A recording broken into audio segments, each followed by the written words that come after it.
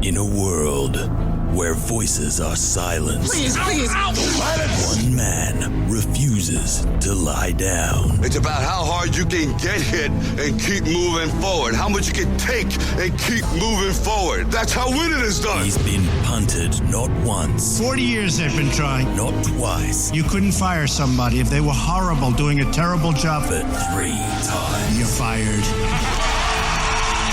He doesn't tell you what to think, but gives you something to think about. Welcome to the Bonafide podcast with Luke Bonar. And he's not All right, here we go. done Hold your ears, folks. yet. It's showtime. G'day and welcome. The Millennial is with me, and God, there's a bit to get through today. We've got to remember to follow or subscribe. You've been up for too long, haven't you? Oh, me, have I? Remember to follow or subscribe to the show on whatever app you listen to. It really does help us find a new audience or new audiences. Audience is plural anyway. Is there any such thing as audiences? There's only one audience. Yeah, I don't know. I guess so. I'm just reading what you've written for me. And a reminder that the merch store is open, bonafidepod.com. And there is a link in the description. Long weekend, Millennial. Woohoo! King's birthday, long weekend, everywhere except WA. And so double demerit points are in place now as we speak. Double demerit points. According to the NRMA, double demerit points don't actually, they haven't got the statistics that prove that double demerit points saves lives. It does show that there is a drop-off in revenue from speeding cameras. So I suppose that's a good thing. But I spoke to Peter Curry from the NRMA on 2SM Breakfast this morning, and we'll play a little bit of what he has to say. I've got to tell you, double demerit point slows me down because if you need your license, you don't want to lose it in one weekend, and people have. There is no research that actually connects double demerits to a reduction in the road toll. And I think this is really important. It's a really important point to make. If you ask me to present you a body of research today that shows that double demerits is an effective tool to reduce deaths and injuries on our roads on long weekends, there aren't any. However, despite that, the NRMA continues, for now, to support double demerits in New South Wales, given that other states don't have them, because what it does is it gives the police an additional tool to drive home a really important road safety message when we know that a lot of people are going to be on the roads and they're going to be driving long distances and they're going to be driving on roads that they're unfamiliar with. You know that I'm also very involved in the trucking community with my Truckie Tuesday podcast with Rod Hannafy. And so I kind of got a bit of an insight into professional drivers, well, the truckies anyway. Now, in New South Wales, I get 13 points. I start at 0, I get to 13, I can't get to 14. But professional drivers can go to 14. Is that correct? Yes. Now, here's the argument. We've only got 60 seconds, but here's the argument. Should professional drivers get 15 because they're on the road more and for longer and therefore more susceptible to being fined or whatever? Or should they be back to 12, one less than 13, because of the very fact that they're professional drivers and should know better? So it used to be 12. It went to 13 and 14 respectively for drivers and professional That's drivers. right. Because of the NRMA, it was our work that got the extra point off the back of all the new camera technology that was being rolled out. And we think 14 is a comfortable place given, for exactly all the same reasons you said. They're on the road longer, so they get one more, but they're on the road longer, which means they're at greater risk. So we thought that was the right place to land, and we've seen no evidence to suggest that we got it wrong, either at 13 or 14. There's also a lot of discrepancy now with AI cameras catching people without seatbelts on their phones, and people have proven that the cameras are wrong. So imagine, Kelsey, after a double demerit point weekend, you find out that your license is gone, and then you've got to take it to court and try and prove that the photos and the cameras were not accurate. That would be annoying. Very annoying. I wouldn't want to do it. You wouldn't want to do it, would you? But also, what about petrol and the petrol prices? Obviously, before a long weekend, the petrol spikes because the service stations, all of them, know that we all need petrol to get away for a long weekend. Why doesn't the ACCC and Fair Trading look into this? It's been going on for a long, long time. It's interesting to note that the petrol cycle has changed, but they still seem to have spiked petrol prices on the Thursday. It starts on the Thursday before a long weekend. The other thing that Peter Curry feels very strongly about, Kelsey, is, do you remember we were talking to Senator David Shoebridge, and he wants a reform when it comes to driving with cannabis residue, THC, in your blood. You remember that conversation where he got tongue scraped at the Nimbin Mardi Gras? Well, the New South Wales Min's government are going to introduce laws to Parliament, and they want to create what they've called a more common sense approach for people using lawfully prescribed medicinal cannabis. So the NRMA has been opposed to this from day one for a multitude of reasons. The first is what we're talking about now, which is you can't really measure impairment. It's difficult to do so, and so you don't know what a safe amount is, given, of course, that we know that cannabis affects different people in different ways. The second concern that we have, and the most important concern that we have, is all around numbers, and the numbers are terrifying. A quarter of all deaths in New South Wales, road deaths in New South Wales, are drug-related. 70% of those are cannabis. So that's about 75 people last year that died in crashes where drugs were a factor. And so we are desperately trying to reverse the road toll. We know it's too high. We're not winning that war, and this is not going to help. Okay, a quarter of road deaths in New South Wales drug-related. A quarter of, it's more than alcohol, correct. More? Wow. Where does speed come in? Speed comes in first, I think it's about 40% or just under 40%. And so I think the point I'm trying to make here is that it's a growing challenge. It was never the case that there were more drug deaths than alcohol deaths. It is now. We're losing control when it comes to road safety and drug use. And look, I want to be absolutely clear. We sympathise with people who are taking cannabis after getting a prescription from a doctor around the challenges that they face around mobility. We accept that that's something that government needs to solve. It's got to be a whole-of-government approach. What you don't want to do is take a mobility challenge for a section, a cohort of the community, and turn it into a road safety challenge for the whole community. And now that's what we've been left with today. Okay. We are talking about medicinal cannabis users. Can I move it to recreational users? Because we are still going to have to come to some benchmark, some line in the sand that says this X amount of THC is safe. I don't know how they're going to arrive at what that level is. Now, there were plenty of people who were really spewing when we went from 0.08 to 0.05. You remember that? It was bit before my time. Oh, no, don't do that to me, Peter Curry. Don't do that. And in fact, there was a huge public awareness, and that is why Peter Brock's number on his car was 05. It was to promote 05. But they came up with 05. They said this is safe. And I've said this earlier this morning. Some folks are fine at 05. Some people are stupid, but it's still 05. But we've said that's the benchmark. How do they come about forming a benchmark with THC? Well, the challenge that we have, based on the answer that I heard the Minister give on radio this morning, is that they're still working through that. They still don't know what the safe threshold is. And that has been and I'm not a medical expert and I don't want to pass myself off as one, but we have spoken to doctors on this issue. And that is the challenge. They don't know. I don't know if the public's actually going to go for this. I got a funny feeling the public are going to say, we don't want anyone driving on the road with any THC, but we haven't been educated. I haven't been. And maybe we need to find an expert on all of this that can tell us what THC does, and is there a level close to 0.05 relating to alcohol that is safe to have in your system while driving? Well, let's find an expert on all of this and see what's safe and what isn't. Also, coming up, we're going to talk to a web security expert. This guy has actually addressed Congress on cybersecurity. He's a fascinating bloke. His name is Troy Hunt. We might even find out, millennial, my dilemma concerning my privacy when I use my Flybuys card.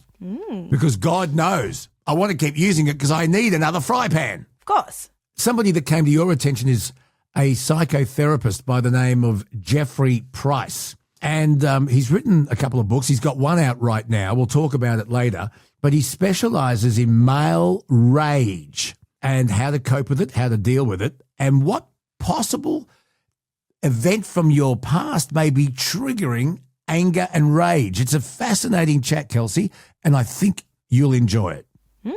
Very interesting. The Man Cave is back with the Vice Captain, Adam McDonald, Train Boy Thomas Denham, Producer Tom is making... Why are you shaking your head?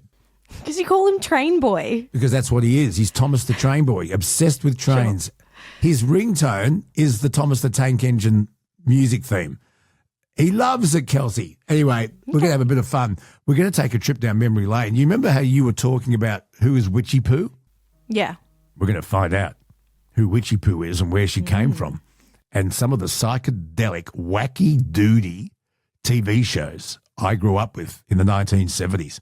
Somebody was definitely sitting on a beanbag, smoking wacky backy. Something. Listening to Pink Floyd when they came up with the ideas of these TV shows. But they're part of our history now, part of my childhood. Maybe that explains some things. And we'll have a bit of fun on the Man Cave. Something to think about, something to laugh about. We're talking. Now, a big story this week revolves once again around the very controversial Grace Tame. Grace Tame, as we know, became Australian of the Year for a very, very good reason. And she brought sexual abuse to the forefront, and she did great work in getting people to speak out and be listened to and be heard. However, since then, she's jumped out of her lane. And some people would say that she's become the Greta Thunberg of Australia. And we saw her at the pro-Palestinian protests at the top of Town Hall screaming out, "Globalise the Intifada," very, very angry, very cranky. And then shortly after that, she was on the ABC with Hamish McDonald. And Hamish McDonald said, okay, but he said, how come you're concerned about women and abuse towards women, but you're showing absolutely no compassion to the Israeli women that were taken hostage, raped and killed by Hamas in 2023 on October 7. Her comment was, I don't listen to that sort of propaganda. She said that that was propaganda. There was an Australian girl who was taken hostage and killed. There are survivors, women who were raped and survived and lived to tell their tale. And yet Grace Tame, this champion of women, has said that the Israeli women taken hostage by Hamas 2023 October 7 is propaganda. Another slap in the face to the Jewish community. All this happening while a royal commission into anti-Semitism is going on, right as we speak. And I spoke to the Shadow Minister for Communication, and I spoke to her also on 2SM this week, and we'll have a little listen to what she has to say. You're Shadow Minister for Communications. The ABC is taxpayer funded, and they have a charter. What do you make of the taxpayer funding this young woman? Well, look, the point about the charter is a very important point because the ABC receives more than $1.2 billion a year, and it must, under its statute, disseminate news and information impartially and accurately. And I have spoken time and time again about the need for the ABC to be a place of the highest standards of journalism, not activism. And yet time and time again we have seen the ABC breach its charter, breach its statutory obligations and disseminate news and reports, whether it's news or current affairs or other programs, which are biased in their nature and don't comply with their statutory obligation. So I'm really shocked that the ABC has made the decision to hire Grace Tame, and you made a very good point. She, of course, was the Australian of the Year in 2021 and was a very strong advocate against sexual abuse against children. She spoke and told her very gruesome story. But in recent years, she has become an activist for all the wrong reasons. Now, I worked at the ABC in a different era for 9 years. And I worked there because I did love the ABC. I really value public broadcasting and what it can contribute to this country. But in exchange for that very significant public investment in public broadcasters like the ABC, there is a very high level of responsibility. But look, Australians want to see the ABC be the very best. And unfortunately, when the ABC makes decisions like this one, the hiring of Grace Tame, that really does put the ABC's reputation at risk. I think it does. And I think the ABC plays a really important part in communicating to Australia. There are people who live in remote areas that need news. They need local news. They need regional contact. They need companionship. And the ABC can give that to them. But how much did you say? 1.2 billion? That's right. How many television stations? How many radio stations? Look, we can talk about that another day. It doesn't need to be... Well, there's about 2,000 journalists working at the ABC across a range of different radio, television and online platforms. But, I would just go back to this point. The ABC continues to say, we are the most trusted broadcaster in Australia. Well, when the ABC decides to hire a high-profile activist, spreads social division in our community. I mean, how can the ABC be trusted under those circumstances? This is just not good enough. And we have an anti-Semitism Royal Commission underway at the moment. And I have called on the Royal Commission to establish a dedicated block of hearings into our cultural organisations, including our public broadcasters, to examine in detail whether these organisations are meeting community expectations in identifying, addressing and preventing anti-Semitism in all its forms, and how can the ABC meet that threshold when it engages someone like Ms Tame? Kelsey, we often talk about Australians behaving badly overseas and ruining our reputation. What about this story? There's the story of an Australian traveller. He's detained by police for allegedly exposing his genitals multiple times while walking along a famous tourist hotspot. And guess what? This is in Thailand, in Phuket. It's Phuket. What did I say? Phuket. That's the French pronunciation. That's the French pronunciation, yes. Yeah, of Thailand's Phuket. It's Phuket. Have you done Phuket? No, we did Phuket. Seriously, the footage, Kelsey, is shocking. Describe it. He kind of looks like he's got ants in his pants, or like he's readjusting his scrotum. It looks like, I don't know, maybe he got crabs in there or something and he's trying to get them out. I don't know. But it's just weird. But I've witnessed in Bali, I've been to Thailand with your mum and we didn't notice anything. But in Bali, you see people disrespecting the culture every day, all the time. And I just don't understand it. When in Rome, you do as the Romans do, if you know what I mean. You respect the culture, don't you? Of course. Now, here is a story that I find fascinating. Donald Trump has said that he could hit Australia with a 12.5% tariff. The Trump administration has accused dozens of countries, including Australia, of failing to crack down on goods made with exploited labour. The proposed tariff has been announced by the US Trade Representative on Wednesday as part of an investigation into what Washington says are unfair trade practices by 60 countries. Now, Kelsey, can I just give you a little bit of background on this? Sure. I find it incredibly hypocritical for the United States to accuse these countries of something the United States does. And I'm not saying we don't do it. We do. Let me explain. There are plenty of OECD countries, and I'm going to stick with Australia and the United States. We both import billions of dollars worth of goods that are linked to exploited labour and what equates to modern slavery, and we do it every year. Kelsey, these items include things like electronics, clothing, footwear, solar panels, agricultural products. The United States enforces strict imports on goods made with forced labour, but they do it to the tune of billions of dollars every year. Australia does the same. We import goods made in China, Taiwan, the Congo, Africa, and countries where the workers, to our standards, are exploited. That's why the products are so cheap. Now, your mum bought me a pair of shoes, a Big W, last week. They were $20 and they looked fantastic. You cannot make a pair of shoes in Australia for $20. They were made in China. After 3 days, I'm walking the dog through the park, through wet grass, and they leaked.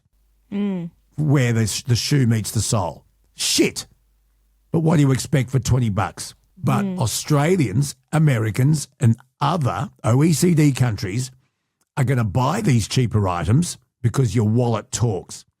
You might have all the grandiose philosophy in the world saying, I refuse to buy any product that comes from an exploited country, but people do because it's cheap. Now, there are many products, all these products we can make here, but they're going to cost 10 times more because we pay decent wages. So you import them, they're cheap, we'll buy them. I think it's highly hypocritical of the United States to whack this tariff on, and they won't, because they're just as guilty.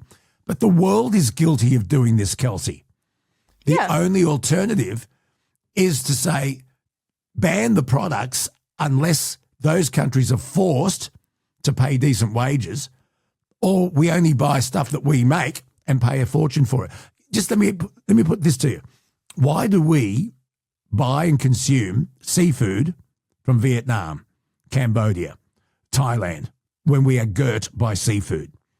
Why do we buy it? And the wages, the pay that these poor people are on to harvest this seafood and to bring it to Australia it's just appalling. So why do we buy it? Because we have trade agreements with these countries and they buy our products, our beef, our lamb, our wool, our coal, our wheat, our barley. They buy it from us, so we say we'll buy from you. But it's hardly fair. Nike shoes. Do a deep dive into who makes Nike shoes and what the markup is. Look at the components in your phone. Look at how solar panels are made, and then find out how much the people making these products are getting paid. We're all guilty. Remember when Trump came out with this gold Trump phone? Oh, yes. And this was kind of when he was on his tour about Made in America. So it turns out those phones were not made in America, not entirely. What I think is the funniest, so there's an American flag on the back of the phone, right? The American flag features 13 stripes, right? Trump's phone has only got 11 stripes on the back of it. So Trump is a master marketer. I will give him that. Do you like big things? Love big things.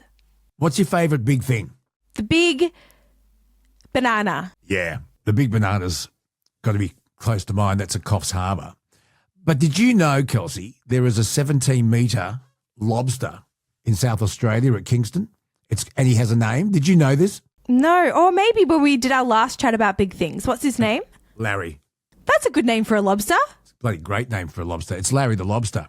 You got the giant koala at Dadswell's Bridge in Victoria. The Ugg boot. Our listeners told us about the giant Ugg boot, remember?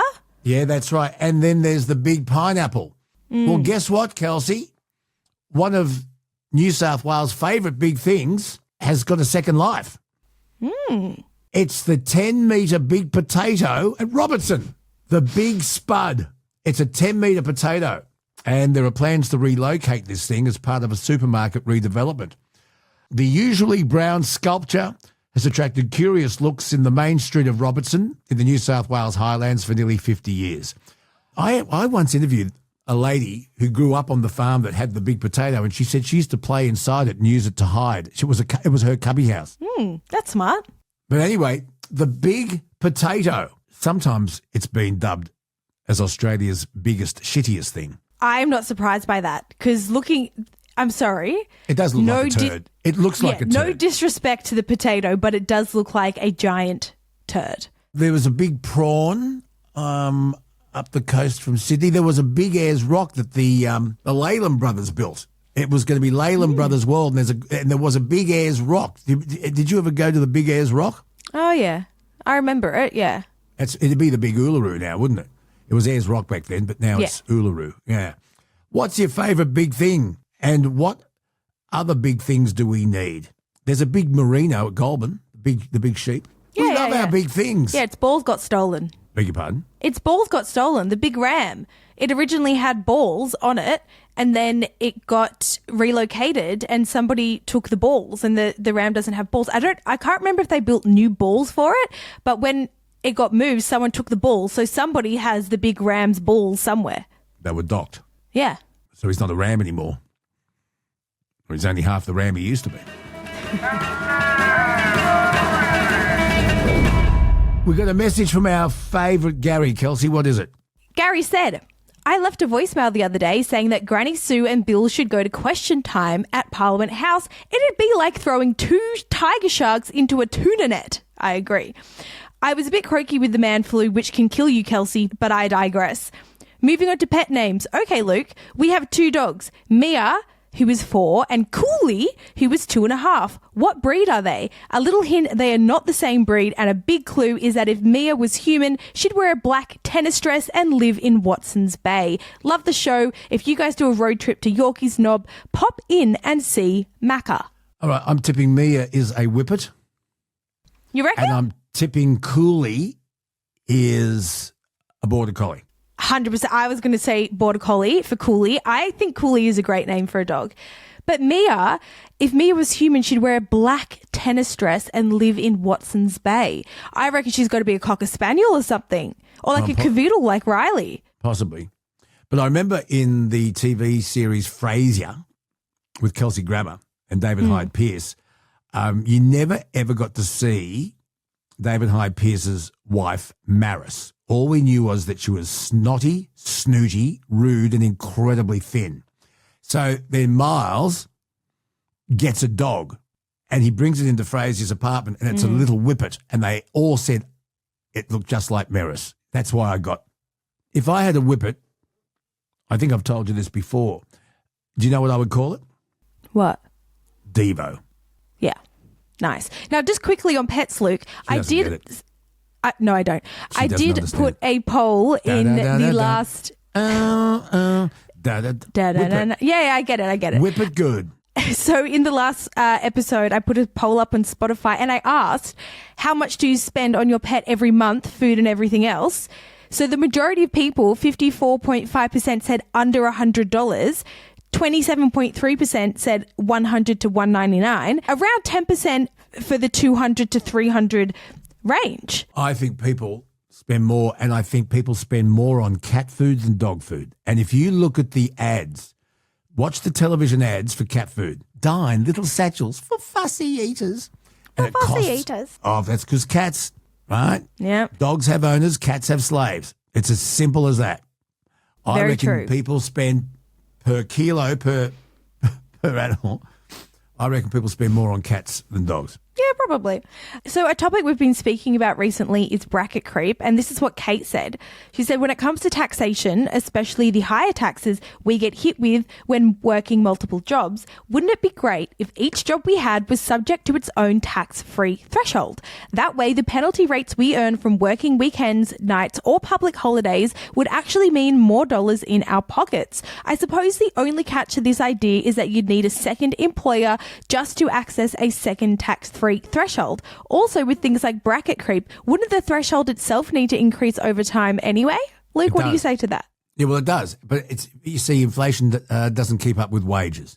And that's the thing. So your wage can go up, put you into a new tax bracket, but you still can't buy more because inflation has overtaken. I just think if you have a second job or if you work overtime, that should be tax-free. Yeah, I think so. I think that's reasonable. As you know, we spoke to the CEO of MND Australia last week. Andrew said MND and multiple sclerosis are actually very similar conditions. The main difference is that MS won't typically kill you in the same way that MND does. Medical researchers worldwide have been searching for a cure for MS since the 1980s, but unfortunately they haven't found one just yet. Yeah, well, if they are connected, maybe there is hope, but there's no hope for MND at this point. They're hoping that they'll find medication that can prolong a life. Yeah. But no, can't save it. But multiple sclerosis sufferers have benefited from modern medicine, but still I understand multiple sclerosis isn't curable either. So let's hope that the big freeze beanies sell, and let's hope that people like Neil Danaher didn't die in vain and their message gets through. But it's such an insidious thing to watch somebody's body deteriorate, and they know it's happening to them, Kelsey. I know. The dementia, you often don't know it. But with MND, you do. Oh, terrible. Terrible. Now, we got this comment from John. He says, regarding the enhanced games, from another perspective, horse racing banned hormones around 10 years ago. We were allowed to use hormones, but they had to be out of the system by race day. Since banning them, our young horses' bone strength is not as strong. We have so many more injuries that we never used to get, and the horses' careers have been significantly shortened. So there is a place in sport for hormones. That's very interesting. I never knew that. Well, my understanding is that hormones don't actually give you strength like magical muscles. What steroids do is it allows you to recover quickly and then keep training quicker. So you can build up. But it doesn't give you magic muscles, but it allows you to recover after strenuous exercise a lot quicker. But I just never knew that about the horse racing industry. Very interesting. Well, hang on. Why don't we get Chris Waller on? Oh, yeah. I think he can only usually talk at about 3 o'clock in the morning. I can organise it. And why don't we talk about Chris Waller, the trainer of Winx? He's had more winners than just about any other trainer, originally from New Zealand, and a good mate of mine. And I used to talk to him regularly in the morning on Triple M. I'll send a message to him, and if I can set up a 3-3, because he talks to me in the car on his way to training at Rose Hill. So why don't we talk to him on his trip from his farm to Rose Hill one morning, and I'll ask him. All right. Now, we did get a comment from Mr. Wolf on YouTube. He's very excited for us to do the beer taste test, which we're going to try and do this weekend. We shall see. Your mother has to be part of this, and I've warned her because her palate is so much sharper than mine. So what we're going to do is this, Kelsey. I'll give you the Bonafide credit card, and we're not going to get pissed. We're going to have little shots, right? But we need no, it actually needs to be in a glass so you can smell it. It needs to be in a glass, yeah. It needs to be in a glass so you can smell it. Just have a couple sips each. That's it. But we're going to need so the question is, it all came about because the big sporting stadiums in Sydney now are going to go back to selling full-strength beer. And I'm asking the question, is it really necessary? Because the breweries have got mid-strength and low-strength beer down to such a fine art, I find it hard to differentiate by taste which one's which. You can after a few beers because you get pissed. But the initial taste, they've got it really, really down. And I was challenged, could I tell the difference? So we're going to get, here are the 5 beers, Kelsey. Okay, tell us again. Australia's number one selling beer, both on tap and in takeaways, is Great Northern. And we'll get the Great Northern mid-strength. We will then, the other beers are all lagers except for an ale. I'll get to that in a sec. So you've got 4X, 2Es, and VB. They're the 3 popular beers, all lagers, owned by Japanese breweries with almost the same recipe. Now, 4X drinkers will tell you, I can tell a 4X from a VB, but we'll see if we can. The other one's a dead set giveaway, hardly necessary, and that's Cooper's, which is completely Australian-owned.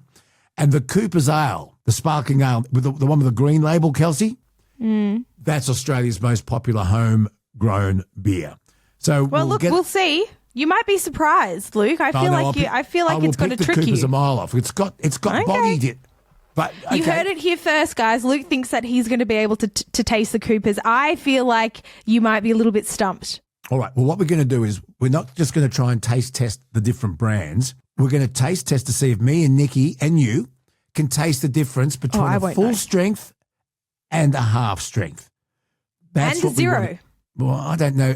The only one I know that's zero is Carlton because Jacob drinks it, but I'm sure you'll find them. So you're going to get the Bonafide credit card. You're going on a beer bender and you're going to come back. They've got to be cold and then you're going to video it. Now you can't take part because you're the judge. You need to know exactly what beer is in what glass marked A, B, C, D, E, whatever. Yeah, don't worry, Luke. I've got it covered. Beer tasting coming up. And who can believe it? The beer that we purchased for this taste test is going to be tax deductible. Ooh. Now, Luke, to finish us off, our AI music master, Jono, he has sent us another song. And this song... We have to claim here, transparency, Kelsey, this is AI. This is AI. Jono is our AI music master.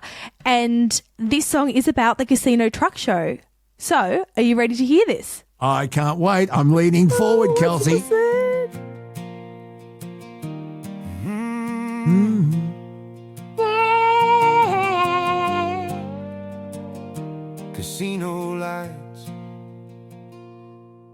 Friday hour rolling in, crossing over the bridge. Trucks lined up for miles and there ain't any ditch. Kids hanging off the fences, cameras held up high. Every driver acting cool, but you can see it in their eyes. There's always one bloke polishing long after knockoff time, buffing on the bull bar, trying to make the chrome shine. This is fun. I like this. Oh, good is There's it? a call from Houston, said, mate, can you kill that light? We all knew who they meant. The truck parked down the right. Casino lights, Friday night. Whole town burning bright. Chrome flashing, crowds packed in. Here we go again. Oh, mates, big yawns, laughing till first light. One weekend, one town. Casino lights. Ah, Yeah. that's great. I can get behind that. That is unbelievable. Well, are we actually work, going? Jono. Have we signed the deal? I'm pretty sure we have. We're going. And we're flying to casino. Have you checked if they have an Oh, airport? we don't know the details, but we'll be there. Oh, okay. We're going to be at the Casino Truck Show later on this year.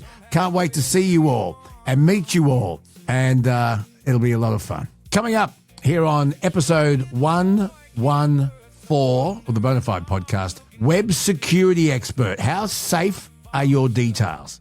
How safe is it when you want to buy something online using your credit card details?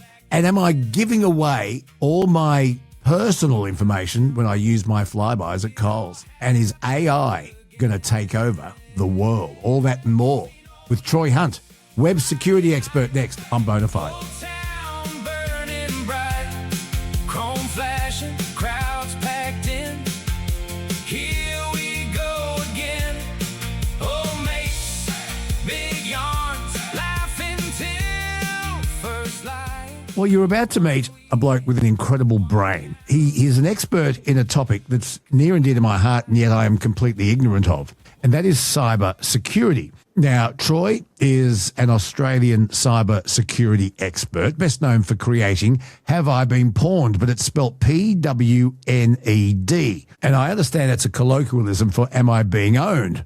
And it's a fear that we all have when we share our personal data online, whether it be buying something online or even me with my Flybuys at Coles. Am I sharing my information? Am I giving it away? And the fry pan I got with my Flybuys points, does that make it worth it? Data breach tracking is his flagship hobby project, but he provides independent commentary like he is right now and has testified even before the US Congress regarding the impact and disclosure of data breaches. He joins me now on the Bonafide podcast. Troy, lovely to meet you. Yeah, g'day. Thanks for having me. Okay, you're going to have to bear with me because I am cyber stupid and maybe a little too gullible. Now, we open up our personal details all the time. It can be from buying something online using our credit card details, which worries me, to even my Flybuys experience at Coles. I was under strict instructions from the Minister for War and Finance that I'm to use my Flybuys card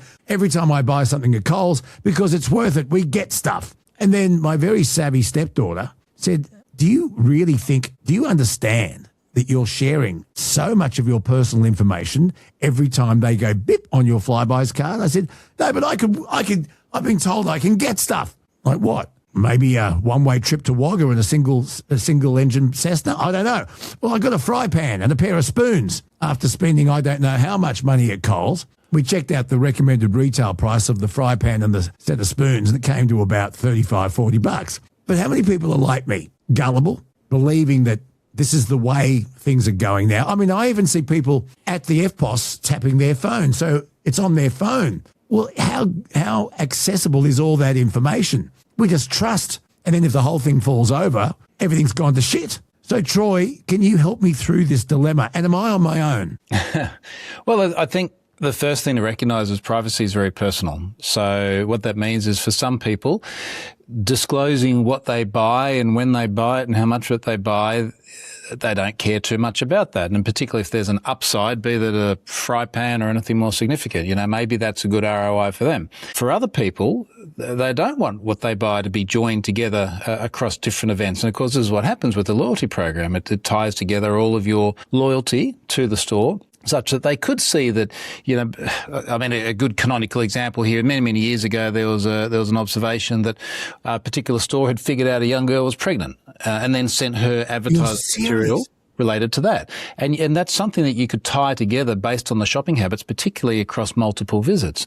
So that's a sort of a good example of where privacy means something quite different to that young girl than what it might say to you and I going and buying some burgers or some milk. Okay. But what if I don't use the Flybuys and I just make purchases, but I use my tap and go?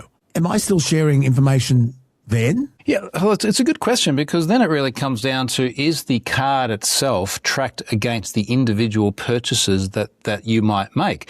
And I guess that would really depend on the store. I honestly don't know the answer for the likes of Coles. They certainly do for any loyalty program, because that is the fundamental tenet to how they work. Yeah, I'm not picking on Coles. I shop there because I know where everything is in every aisle. It could be Woolies, it could be anywhere. But that's why I'm saying Coles. And I was under strict instructions to use my Flybuys card.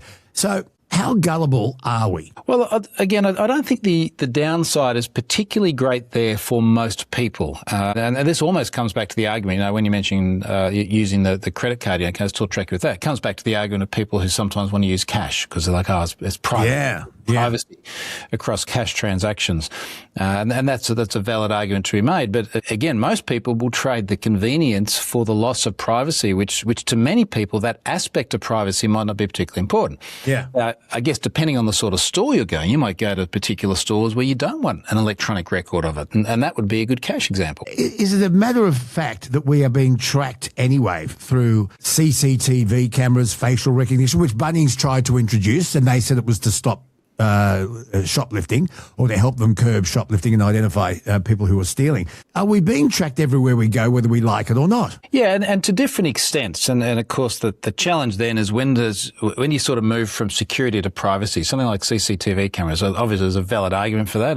You want to pick up shoplifters. Yeah, and I'm going, I don't care how many CCTV cameras there are, because I've got nothing to hide. And if it helps, for example, police solve a crime, well, that's a good thing, isn't it? Well, the counter argument to having nothing to hide is usually, do you actually have things that you want to share? It's one thing to say, look, I don't have anything to hide, but I may not want all of my movements to be shared with the store that you regularly go back to.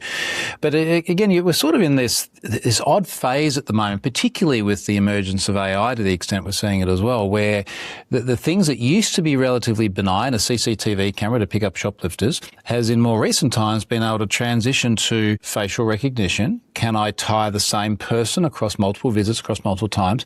Can I derive the person's gender or their age or possibly even their occupation based on the way they look? All right, let me throw something else at you, Troy. You might enjoy this one. A number of years ago, my cousin, myself, and Nikki, the Minister for War and Finance, we were discussing my mum's cognitive degeneration, and we realised that we were going to have to place her into a care home. And we were sitting on the front table discussing mum's condition and then looking and suggesting nursing homes that would suit her. Then I suddenly get bombarded with advertising for nursing homes, and not just nursing homes in my area. Now, was my phone being listened to, or was our search being tracked, or were those ads already there, and is this just sort of cognitive awareness that suddenly now I'm in the market for a nursing home, I'm seeing ads that were there anyway? Well, I think the first thing to recognise there is that particularly for social media platforms, understanding their demographic is an absolute core part of their business. I mean, the likes of Facebook are there to sell ads. That's how they make money. Yeah. So the better they can target you and the more relevant information they can get in front of you, the more ads they can sell, the better the business is. So the question then becomes, how do they know that you might be interested in something like nursing homes? Now, I'll give you a perfect example. The other day, I bought a high-pressure washer for our pontoon. We live on the Gold Coast, we're on the water. We've got a boat there. Like a Karcher thing. Yeah, exactly. Like a Karcher, but I bought it from an ad on Facebook because I saw it. I was like, wow, that's exactly what I need. Yeah. And I sat on it for a few days, bought it. It pops up again, and then I say, no, not interested, not relevant. And then my wife says, I'm getting ads for that exact same thing now. Now that you've bought it, iron getting ads for it, which is interesting because then you go, okay, well, is she getting the ads because Facebook knows that we literally have our relationship status on there? Or is it that we're from the same IP address? Or is it that we're from the same location on the Gold Coast? Or is it something else that joins it together? Look, what we are quite certain about is that these apps are not surreptitiously listening to your phone. That's been a theory over the years. It's been fairly significantly debunked. It is the sort of thing that researchers would discover if it was happening. But there are so many other cues about you as an individual which you share both explicitly by providing it in your profiles and then implicitly by your usage of the services. And they're the cues that these platforms use to give you very targeted, almost like eerily specific ads. Yeah. So is it an algorithm that keeps working whether we want it to work or not? Absolutely. And even the amount of time that you might pause, like let's just say you're flicking through your timeline, and then you pause on that thing, go, oh, I'm not going to click it because it will know. Yeah. It knows that you have paused. So all of this information, like again, just think about it from a business perspective. They want to collect as much data as possible about you so they can target you as best as possible. And things like a pause or things like where you might be at the time when you're using the phone are really relevant and sort of pieces of information to them. It is scary that we're always being watched, and it's kind of like the book 1984 coming to fruition, isn't it? Yeah, Which is what we've been worried about for years. It is, and again, then you add AI, and you've just suddenly flown out of the fire and out of the saucepan into the fire, and it is a little bit scary in many ways, and it's wonderfully exciting in other ways too. Okay, so can we make it work in our favour, or are we always on the back foot? I think every time we have the ability to use our device to sort of sit there at home or on the toilet or wherever it is you use your things and have the ability to connect to people and discover new places and buy things online, all of that is obviously a benefit to us. That's why we're stuck there using it. I think the concern we have is what are we trading off by doing that? All right, let's go back to the Flybuys. What am I trading for a fry pan? What information am I trading for a fry pan? Your shopping habits. And that's worth a lot to what? West Farmers, to Coles, to who? Or to... Apparently it's worth about a $30 fry pan, so maybe it's not worth that much. No, seriously, all my shopping habits. Okay, tell me this, fact or fiction. Is it true that if you log on to a shopping centre's Wi-Fi with your phone, they're tracking you and they know what shops you go into, what shops you actually stand in front of and look in the front window, and in fact, how long you look in that front window of that jeweler or that shop or that clothing store? So the technical ability to do that would be to track your movement across different Wi-Fi access points within a shopping centre. That's not necessarily going to give you great accuracy in terms of if there's two sort of, standard size shops. Are you standing in front of one or the other or in one or the other? So you're not necessarily going to have that degree of accuracy, but there is the technical ability to see your device enter the shopping centre, how long you spend there, roughly where you move around it. And so who's using that data? Centre management? Yeah, and again, this is where we come back to privacy because there have been lots of precedents of where this sort of thing has been caught and some penalties handed down, both here and in other parts of the world. London had an incident some years ago where they were literally using rubbish bins to track you. So those rubbish bins could see your phone, even if you hadn't connected to the network. You could see your phone walking past and track you with your unique device ID and then see your patterns. Rubbish bins? What do you mean? Yeah, like literally a rubbish bin on the street, but it was a Wi-Fi enabled rubbish bin. Wow. Ads or something as well. Now, this was quite a while ago as well. This was probably more than 10 years ago. But so this sort of thing has been happening for a long time. So does it make the world better or smaller or... I don't know. I suddenly feel a bit naked, and I can do without the fry pan. It makes it different, And again, for a lot of people, their shopping habits, for example, are not something that they're too concerned about in terms of privacy. It might feel a little bit weird, but you'll be very quickly back on social media, flipping through things and pausing on certain ads, so on and so forth. I think it's really not until it actually impacts people in meaningful ways that they rethink the privacy aspect. Tell me about you appearing before the US Congress. It was regarding the impact and disclosure of data breaches. How did that come about? Yeah, well, I mean, I started this Have I Been Pwned data breach service in 2013. It was originally as a hobby project, and it became a very full-time job, probably over the COVID era. The fascinating thing about that is I get to see a lot of different data breaches and a lot of different individual records. So at the moment, we're processing about 7.5 billion records of individuals in data breaches. Just yesterday, I loaded the 1,000th data breach into the service, actually. So it's given me a lot of exposure to what happens to our data after an incident happens. And Congress was particularly interested in how do we do things like verify our identities when so much of what we use to verify ourselves has already been leaked. So can you explain to me why Mark Zuckerberg and Facebook were in so much trouble? Yeah, I mean, his appearance in Congress was particularly interesting. I hope it did a little bit better than that. It's called Meta. It's called Meta now. Yeah, it's been Meta for quite a while now. Yeah, so, look, a lot of the concern with Meta is privacy violations, and particularly in parts of the world like the EU, there are pretty strict privacy laws around how you can collect people's information, how you can share it, where you can store it, whom you can share it with. And just by the virtue of such a global platform, and by virtue of your data being so valuable to them in order to appeal to advertisers, they have been collecting way more than what they should have at various times over the years. And that's the thing that keeps getting not just Facebook, but many other social media platforms into hot water. So tell me about, Meta was told to pay, I think, what was it, $375 million. It was a landmark lawsuit. And they found that the company concealed evidence that its platforms knowingly harmed children's mental health and expose them to exploitive content. Take us through that.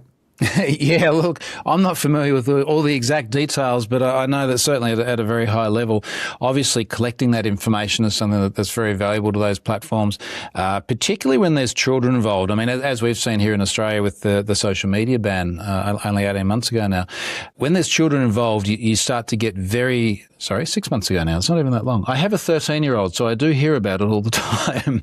Particularly when you get kids involved, it does become a very sensitive topic because that data should be greater protected than what we'd expect with adults. And obviously a lot of the value proposition for social media platforms as well is that addictive nature and getting kids on and getting them young and having them stick to your platform rather than the other ones. So this all, look, I'm probably got it wrong, but I remember Cambridge Analytica was what really opened the can of worms. What happened there? Yeah, Cambridge Analytica. So that would have been, it's just probably about a decade ago now. It's amazing when you think about how long these platforms have been going for.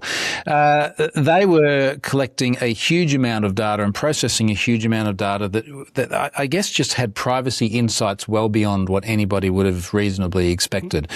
And that became probably the most well-known example now of how social media platforms collect and process huge amounts of our personal data. Yeah, it is frightening. So tell us about creating Have I Been Pawned, but it's spelt P-W-N-E-D. Now, that's a colloquialism for owned, is it? Yeah, correct. Take us through that. Well, it was originally a hobby project. Look, even Facebook was originally a hobby project. So these things often start out very simple. And I wanted to build a service for people to identify which data breaches had been exposed in, because I had found myself back in October 2013, I found myself in the Adobe data breach. And I thought that was interesting. There are 150 million plus records there. I wonder how many other people don't know that they're in that data breach, because companies often don't tell you. So I stood up the project and I thought a few of my mates would use it. I gave it a stupid name because I didn't expect it to go anywhere. And it just became very popular very quickly. And then, of course, over the period of years, we've had more and more data breaches, including some biggies here in Australia. And when that happens, the project gets a lot of attention, and I allow people to sign up for free and notify them if their data is found somewhere. And these days it's used by everything from individuals through to about half the Fortune 500 monitors their exposure, sort of organisation wide there. We have a password checking service as well. That's currently used 18 billion times a month, which is kind of amazing. So the thing got big. And I wanted to see if there's a link. You're talking about algorithms. Australia has a massive gambling problem, and it's gotten worse. You think the poker machines are bad? Online gambling, for example. Now, I'll tell you about a conversation I had with a fellow who was an online gambler, and while he was losing, he kept getting messages saying, "Do you want to bet here? Do you want to bet there? Do you want to have a bet on this, on this?" And then when he was winning and winning and winning, those messages stopped. And it was very, very hard for him to get onto his online app and make bets. They made it difficult while he was winning and really easy when he was losing. That's deliberate, isn't it? Well, that we know there's a huge amount of psychology with any form of gambling, and particularly what's happening online now when it's digital gambling. There's so much control over things like the odds and when it would be successful and when it would be not successful.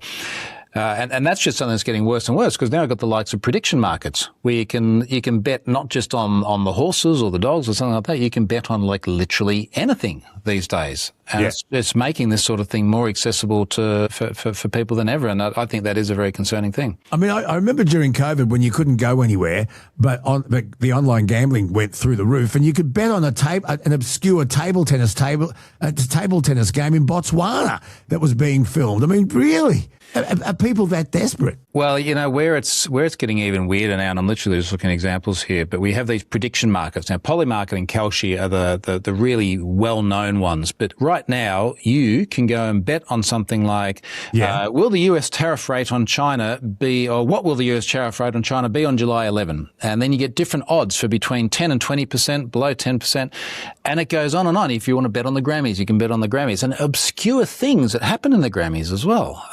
Elections all over the world. You can go and bet on anything these days.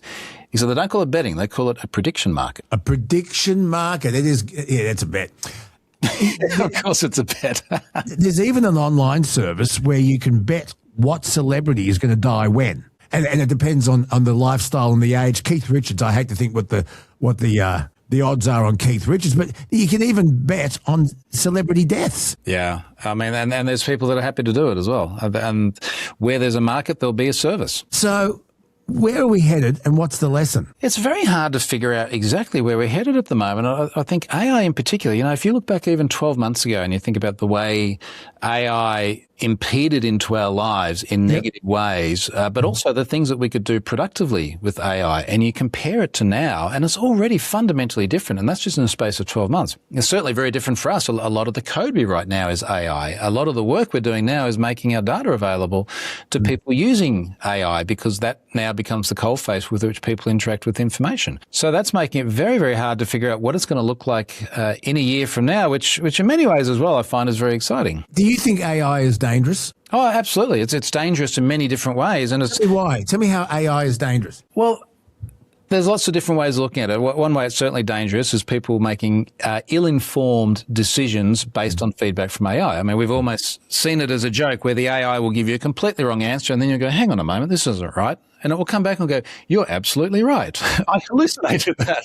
But that's been going on for a long time before AI, just with Google, and people not feeling well, Googling their symptoms and self-diagnosing based solely on what Google has told them. Yeah, and that's always been there. The sort of the whole Dr. Google situation has always been a worry. What makes it worse with AI is that you're there having a two-way conversation, and you will get a lot of information that is very useful for things like diagnosing a health condition.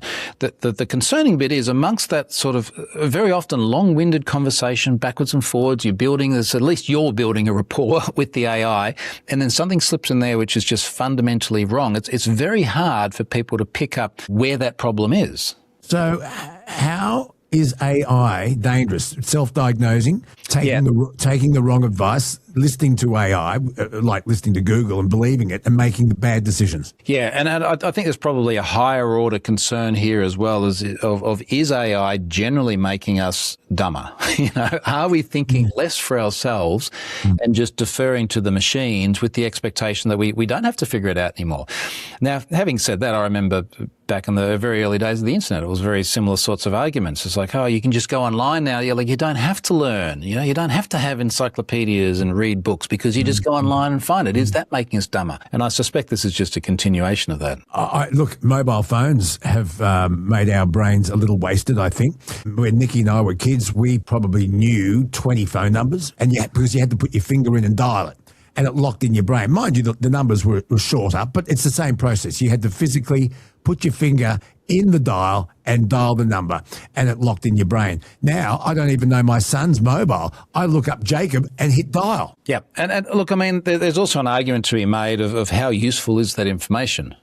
Like how important is it to know that number? Because we do have alternatives now. And arguably, there are many other things that we now know as a result of such easy access to information that we wouldn't have known before. Okay, where are we going? Where are we going to be in 5 years? Well, we're going to have more passwords than we do now. I know that much.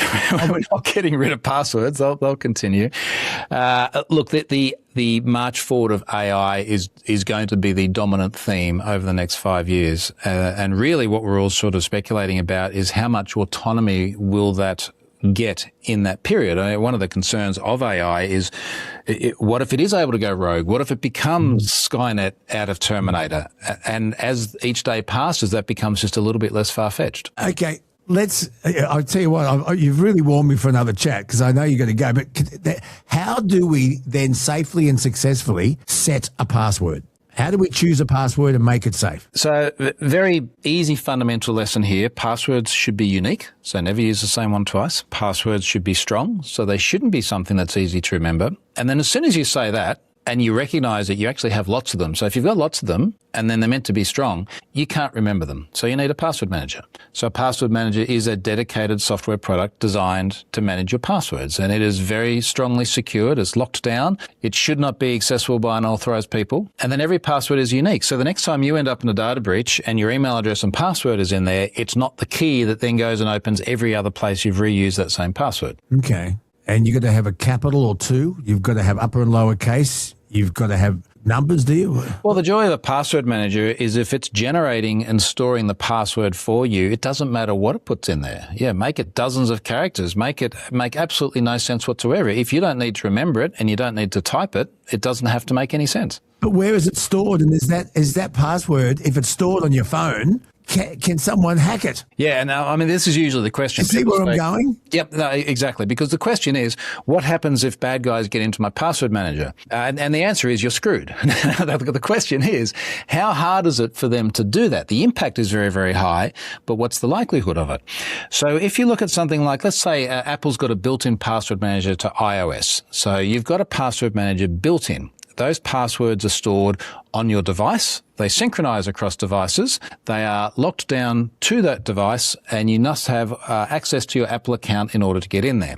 And our Apple accounts all require multi-factor authentication now, so you need not just a password, but you need to be able to have that second factor, whether it's a code or another device that's already logged in. So the feasibility of someone else getting into that is now very, very, very low. And if they do get into your device, you've got all sorts of other problems as well. So would you recommend downloading one of those many security guard apps that you see advertised? What's that one? What is it called? NordVPN. That's it. I see that advertised. Is that a good one? I mean, are they worth it? A VPN is a different thing. A virtual private network is creating a secure connection between your device and what you call an exit node of the VPN provider. So, for example, Nord, and I use Nord as well for certain reasons, normally when I want to appear like I'm in another part of the world, because I can connect to Nord and I can say, I would now like to exit. Let's say my wife is Norwegian. Sometimes she likes to watch Norwegian TV she can't get here. So she can exit through the Oslo VPN exit node, and now she's in Oslo. The old arguments that used to be made for VPNs, things like, you got to do your banking there so it's secure. Never do your banking on public Wi-Fi. Really doesn't make sense anymore because all banking is now encrypted from your device all the way through to the bank services. So you really get no more additional advantage by encrypting your banking session, which is already encrypted, through an encrypted VPN. Okay. So logically, here's my next question. We have the 16 and under social media ban here in Australia, and I know that Great Britain, as we speak, are looking at adopting the same policy. America loves it. But the 16 and unders are so smart. Could they not access whatever they wanted, any porn site, anything they wanted by changing their VPN? Yeah, and look, as the father of a 13-year-old daughter, I have been... You're perfect. You're perfect. Is this ban a good thing, or are these kids going to go through the loopholes that only they can find. Well, you know, Australia was the first country to introduce that, and that came in December. And we are seeing so many other parts of the world now do the same thing. And the first observation I'd make is that there's probably something there. If you get lots of other countries decide that, yeah, it's probably a good thing. There are so many loopholes, and I've seen my daughter and her friends constantly trying to exploit these loopholes. An account gets shut down on Instagram, they just go and create another one. She's a little chip off the old block, isn't she? Well, there's a little bit of pride there. And I must say, I have been interested just to say, I literally went and bought some of those Groucho Marx sort of glasses and moustache the other day, and I was like, just try this. Like, let's see if you can get around the facial age verification stuff. I think one of the things that we got to recognise is it's not like the ban is only successful if everybody gets blocked from everything straight away.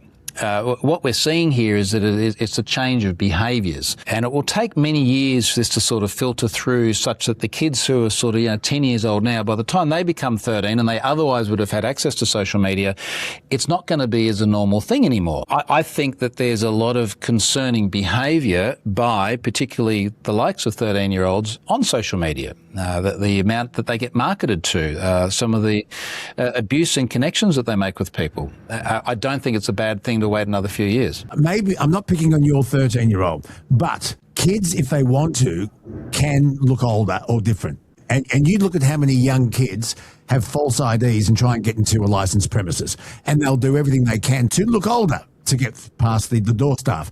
Now, if you want to trick the facial recognition, it could be argued that it's fairly easy for a 13, 14, or a 15-year-old to look older, so that the facial recognition says, yeah, to me, you look over 18. Yeah, that's a very good point. My daughter certainly looks a lot older than 13. Yeah. What we have found with her is very often it says, undetermined, please upload ID. And then I've heard her say, look, some of my friends, they just get like an older sibling's ID. You know, can I have my 16-year-old brothers? And I'm like, no, you're never going to use an official government ID to try and defraud a platform. That's not going to happen. So it's not foolproof, but do you think it was worth it? Do you think it's working as the father of a 13-year-old? Yeah, look, I think it will be. And again, I've got a 16-year-old son as well. So I've sort of got both, right. You know, one who's just managed to sneak through and is now on the other side of it, and another going through this. I do think it's worth it. I do think we've got to recognise that it doesn't have to be perfect. It doesn't even have to be 80% perfect. You know, let's say for the sake of argument, half your friends are no longer on a social media platform, you'll find other ways to communicate. I also don't think it's sort of the panacea to all of our problems. You know, you just made the comment before about adult material. It's so easy to access adult material, not just with a VPN, but even just with a Google search, or by going on a gazillion different forums or platforms. And I think we sort of almost do ourselves a little bit of a disservice by being positioned as though it's going to have some sort of lasting impact. Social media a little bit different, because the stickiness and the social connections and being able to remain persistent on the platform is a bit different to, I just want to go and find photos of nude chicks. I tell you something that fascinates me, and I am petrified to even put it into my search engine, and I haven't. But the dark web, everyone talks about the dark web. Now, I don't understand it. I've never ventured into it. I have not even put it into my search engine because I don't want it on my search engine. Is the dark web really scary, and is it easy to get onto, or am I being irresponsible by even talking about it? Oh, look, it's a little bit of everything. It's very easy to get onto. So Tor, the onion router, is very easy to access via... I don't want to tell people how to do it. I think what you've got to recognise is that Tor is an anonymity network. The whole idea of an anonymity network is that people should have the ability to interact with other people without necessarily being identifiable. Now, there are many reasons, legitimate reasons, why you might want to do that. Maybe you have a particular health issue. Maybe you're coming out as LGBTQ, etc., and you want to be able to have those conversations with someone without identifying yourself. But the problem is that anonymity and encryption are morally neutral. And they can be used for good, productive things in life, and they can be used for devious things. And as a result, things like Tor are very common for having dark web marketplaces where you could buy drugs or other illicit material. A lot of the data breaches I see are distributed via Tor because anonymity. But would I be safe in thinking that the AFP and ASIO are monitoring this and keeping a step ahead of all the new developments as far as illegal activity on the dark web's concerned? Well, or am am I being naive? The first bit's right. They're certainly monitoring it. That's something that's very interesting to law enforcement agencies. But part of the design principles of Tor, and to be clear, this was developed originally by the US Navy. Like this is a military development. This is not like it came out of the criminal underworld. Yeah. But part of the value proposition is that it obscures the location of the underlying services. So when you look at a dark web marketplace, when it's all done properly, it's extraordinarily difficult to figure out where that thing is hosted. Now, normally, I mean, people have probably heard of things like the Silk Road was the first sort of canonical dark web marketplace, probably 15 years ago now. And eventually that came undone because the guy running it made mistakes and got identified. And this tends to be what happens to all of them at the moment. But it's certainly something law enforcement monitors very, very closely, but it can be very difficult to take them down. So you talked about computers taking over and bypassing human permission and taking things into its own hands because it thinks it's really doing something for the betterment of mankind when in fact it's not. And I can't help but think back to 2001: A Space Odyssey and the onboard computer HAL. And Hal took things into his own hands, didn't he? And ever since that movie, that's what's been concerning a lot of people. Yeah, it is. And there's a bit of probably foreseeing the future there. And we are seeing glimpses of it. I mean, we're seeing things like this year, OpenClaw has become very, very popular. Agentic AI that you run on a device and then you give it access to all of your things and it can go and perform tasks. It's almost like ChatGPT on steroids. It can go off and do all these things for you. It can read your emails and reply to people. And we've seen so many examples already where it's just gone even just a little bit rogue and sent emails it shouldn't have or deleted files it shouldn't have. So we are getting a little bit of a glimpse into the potential future. Okay, so back to my question. I apologise. Where do you see the world and cybersecurity in 5 years? Yeah, look, definitely getting a lot more autonomous because of AI, very, very AI-centric. Cybersecurity is a very hot topic in AI at the moment because AI has been so good at finding security vulnerabilities in our software. Anthropic's Mythos has been very big news just over the last month, where this AI that is so powerful they can't even release it publicly, and they've just made it available to the likes of Microsoft and Google and a few big tech companies to find vulnerabilities in their own software. So being able to find and exploit security vulnerabilities is something that is very, very interesting. But also, again, I come back to this sort of moral neutrality term. It's also very, very good at helping us build software and build software that's secure from the beginning. Yeah. All right. Do I keep flashing my Flybuys card or not? I think it depends on how much you care about that saucepan. That's very, very good.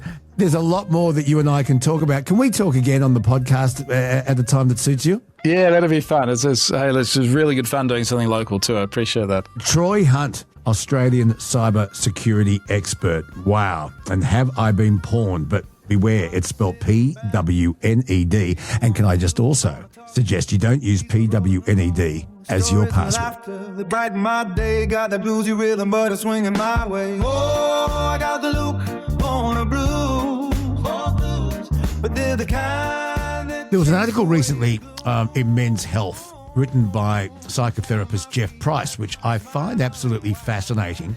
And it's about anger and rage. Now, isn't it funny that recently we promoted National Thank You Wave Day, where if somebody does something nice for you on the road, you give them a little wave and it relieves tension and it makes people think, oh, isn't that nice? And then hopefully you pay it forward and it makes life on the road a little bit nicer and sweeter for all of us. Well, I'm just looking at this article by Jeffrey Price. He says, we've all been there. You've just walked through the front door after a grueling day and your partner makes a passing comment about, say, the shoes that you leave in the hallway or your undies that are left on the floor or, one of those little things. But you take it to heart and it just triggers something. I use that word deliberately, triggers something, and you think it's a personal attack. You immediately think, well, what do you do that annoys me? What do you do all the time? How come you're suddenly perfect? I've had a hard day, and anger builds up inside you and you feel that you're about to lose it. I used the analogy with the road just a second ago. And we've never seen so many cases of road rage. Now, I don't know if statistically road rage is on the increase, but you see it more and more because there are so many cameras and people can't wait to post the Karens. And I don't know what the male version of a Karen is, but you see it all the time. And that's why we instigated National Thank You Wave Day. But Jeffrey Price has been working for at least 30 years, working with men. He sees a constant dynamic. And he says when a man feels like he's about to lose his grip,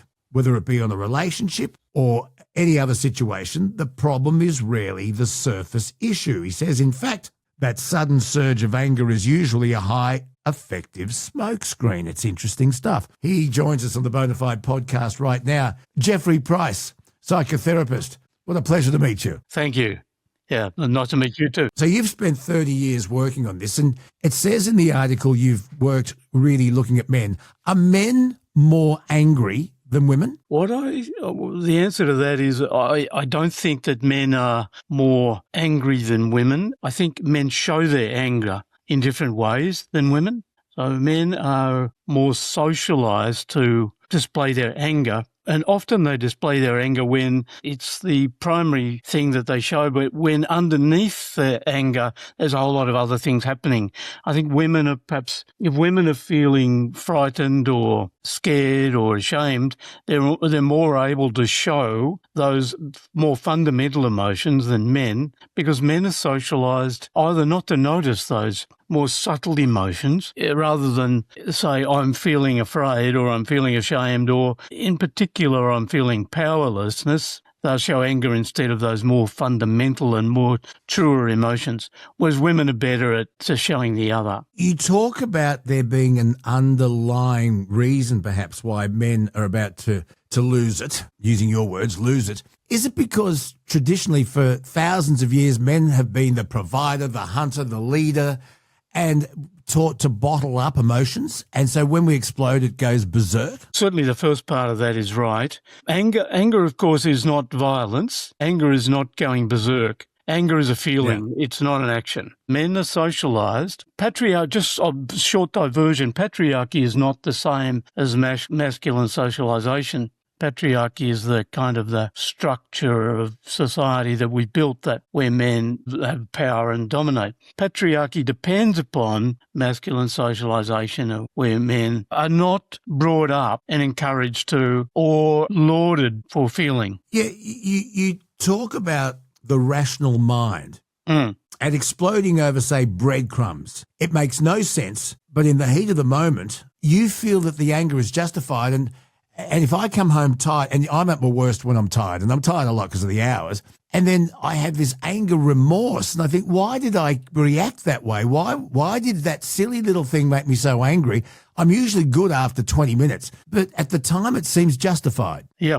At the time it seems justified. You're reacting to something that's on the surface annoying you, but underneath it, there's actually a deeper and more fundamental and truer experience that if you, say, or somebody who gets upset about the crumbs on the kitchen counter actually has. For instance, I used to have a couple client for a couple of years. They would often get angry at each other and about the crumbs on the kitchen counter and who would actually clean them up and what it's about. Whose turn is it to empty the dishwasher? Yes, things like that. In this case, it was crumbs, but it could equally be the dishwasher. Well, we wrestled with what it was all about because I felt intuitively it really wasn't about the crumbs. After a couple of years, the man, he had a couple of dreams, and these dreams were about his parents. In the dream, his parents came into his home and moved all his furniture around, and he felt really powerless. So when we unpacked the dream, he had two dreams like this. When we unpacked it, he realised that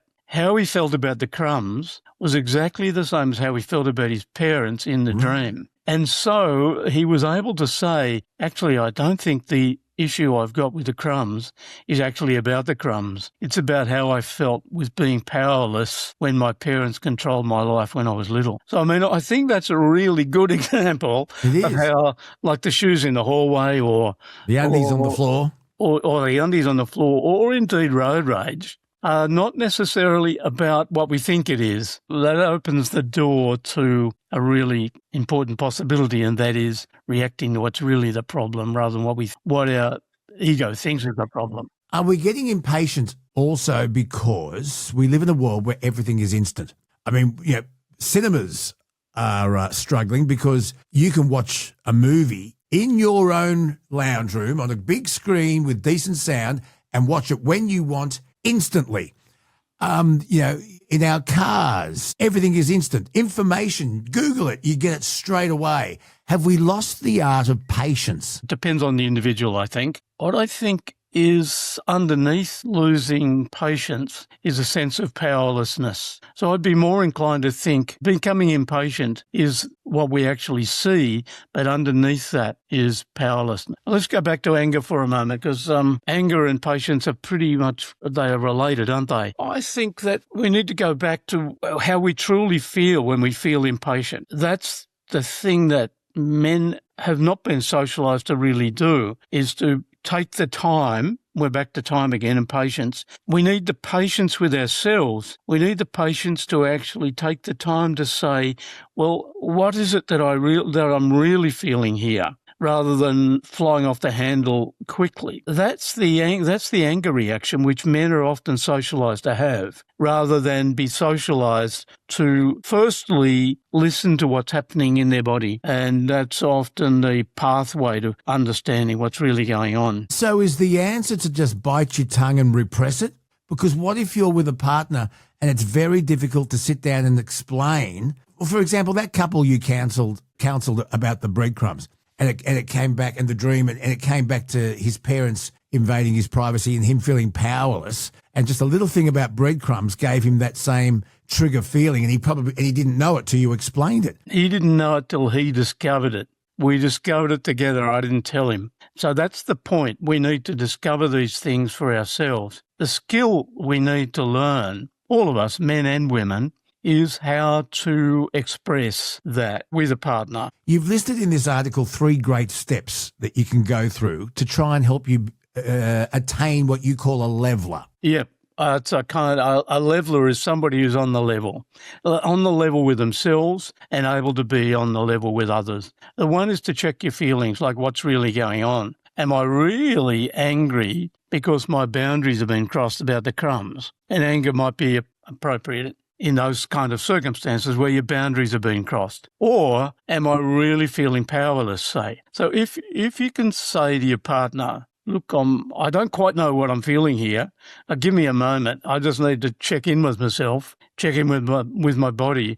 And once you've sort of figured out, well, actually, I think I'm feeling powerless here rather than angry. The trick is, Luke, to talk about feeling powerless rather than feeling angry, because then you're communicating on the level with yourself and somebody else. So you might say, there's a thing called an I statement, which I reckon is really great. And there's 3 elements in an I statement. One is when I feel, so I'll give you an example, say, when I feel powerless, say, that's the first 2 elements. When I feel, the essential thing about an I statement is there's no blame. And you talk from your own experience without blaming anybody. You call that the body check. The body check is the first thing to do, is to check in and identify that you're feeling powerless or I'm feeling ashamed. After the body check, you talk about an I statement. And it's a 3-step I statement. Yep. When, and this is what happens, then when I feel and what I'd like is. So the 3rd step is to ask for 100% of what you need. And be willing to hear no and negotiate the difference. You also say look for the juice and the rind. Explain. Okay. Well, mate, let's just assume for a moment that you and I are flatting together. So here we are, we're flatting, and I come home and I'm really looking forward to the orange. I know there's an orange at home. And when I get home, you've got the knife out and you're about to eat the orange. And so we've got a problem. You want the orange, and so do I. And so, well, Luke, how do we solve this problem? The answer is? Well, no, how would you solve the problem? Oh, I don't know. It kind of reminds me when I used to flat, and we both like pizza, but the only wrong thing about pizza, Jeffrey, is that at the end there's always only one slice left. And who would get the last slice of pizza? Can I use that analogy? That's a good analogy, different to the orange. So I would say, let's go back to the orange. Go back to the orange, okay. The orange is a really good example of the possibilities. Now, the question here is to how to solve this problem. You want the orange, and so do I. Yes. But if you asked me what I want it for, I might say, well, I would like to have the inner part of the orange because I want to juice it. So, Luke, what do you want it for? And you might say, well, actually, what I want is the peel because I would like to crisp it up and make icing for a cake. So in that circumstance, we could both get 100% of what we want. But why can't you just cut the orange in half? Because we get 50% of what we want. But you got to learn to share. That's life, isn't it? Yeah, especially but when you're flatting with someone. You don't have to learn to share if there's no need to share. If you can get 100% of what you want and I can get 100%, we're both better off doing that. But Luke, the question here is how do we get there? And the answer to that is we need to ask the question, not what do you want, but why do you want it? If I ask you, why do you want it? And you tell me, oh, look, I need the peel, then problem's over. It's like if I asked you about the last slice of the pizza. Why do you want it? Because I'm hungry. Are you really after the cheese or are you after the pastry? No, I want the whole lot. Yeah, in which case then we need to have some goodwill between us. Or you cut the last slice in half. Or you could do that. You could get 50% each. And that's fine if that's what works. But there's many solutions. You know, you could say, well, you could have the last slice tomorrow. There's all sorts of creative ways, but what's required is goodwill. Okay, but when you're parenting children, yeah. And we've all seen kids throw themselves on the ground between aisles 2 and 3 at the supermarket because they can't get an M&M or a bag of M&Ms or the lolly or the whatever it is they want. Shouldn't we be teaching kids from a young age that sometimes you just don't get everything you want and you have to compromise? Isn't compromise part of a relationship too, Jeff? It absolutely is. That is a really important skill to be able to have in relationships. To be able to compromise, it requires a great deal of self-mastery. If we have learnt during our childhood that we shouldn't compromise or there's no need to compromise or we've not been taught the skills of compromise, then that's a problem in a relationship. Shouldn't we start with that first before, do you want the rind, do you want the orange? Shouldn't we say, listen, you're going to share that with your brother or your sister. I'm cutting it in half. If we can. But there's going to be circumstances in life where that's not possible. And for instance, the temper tantrum on the supermarket floor is an opportunity for a parent to try to teach the child and understand what's really happening for the child. See, I would say that the temper tantrum on the floor of the supermarket is an opportunity for a parent, once the child has stopped crying, to ask the child what really the problem is. You see, when I was growing up, Jeff, I don't know what year you were born, but when I was growing up, there was no temper tantrums in Coles or Woolies. Your parents said, I'm going to count to 3, and if you don't stop this by 3, I'm going to give you something to really cry about. They very rarely got to 3. Well, I don't know what you think about corporal punishment, about hitting, but I find that it never worked for me. Most of my clients over the years would say a lot of their wounds are because they were hit by parents and other people. Well, I got the wooden spoon. I got the cane at school. I don't think I'm scarred by it. I never got the cane for something I didn't do, and I got away with plenty. But no, I'm not a big fan of hitting for hitting's sake, especially hitting out of anger. But for my generation and before me, yes, there was corporal punishment, and opinions very much divided on it. That's true. Yeah. That's true. Let me ask you this, just getting out of a relationship, but this is still the same thing. Let's just say you're working your ass off and you really believe you're entitled to a pay rise.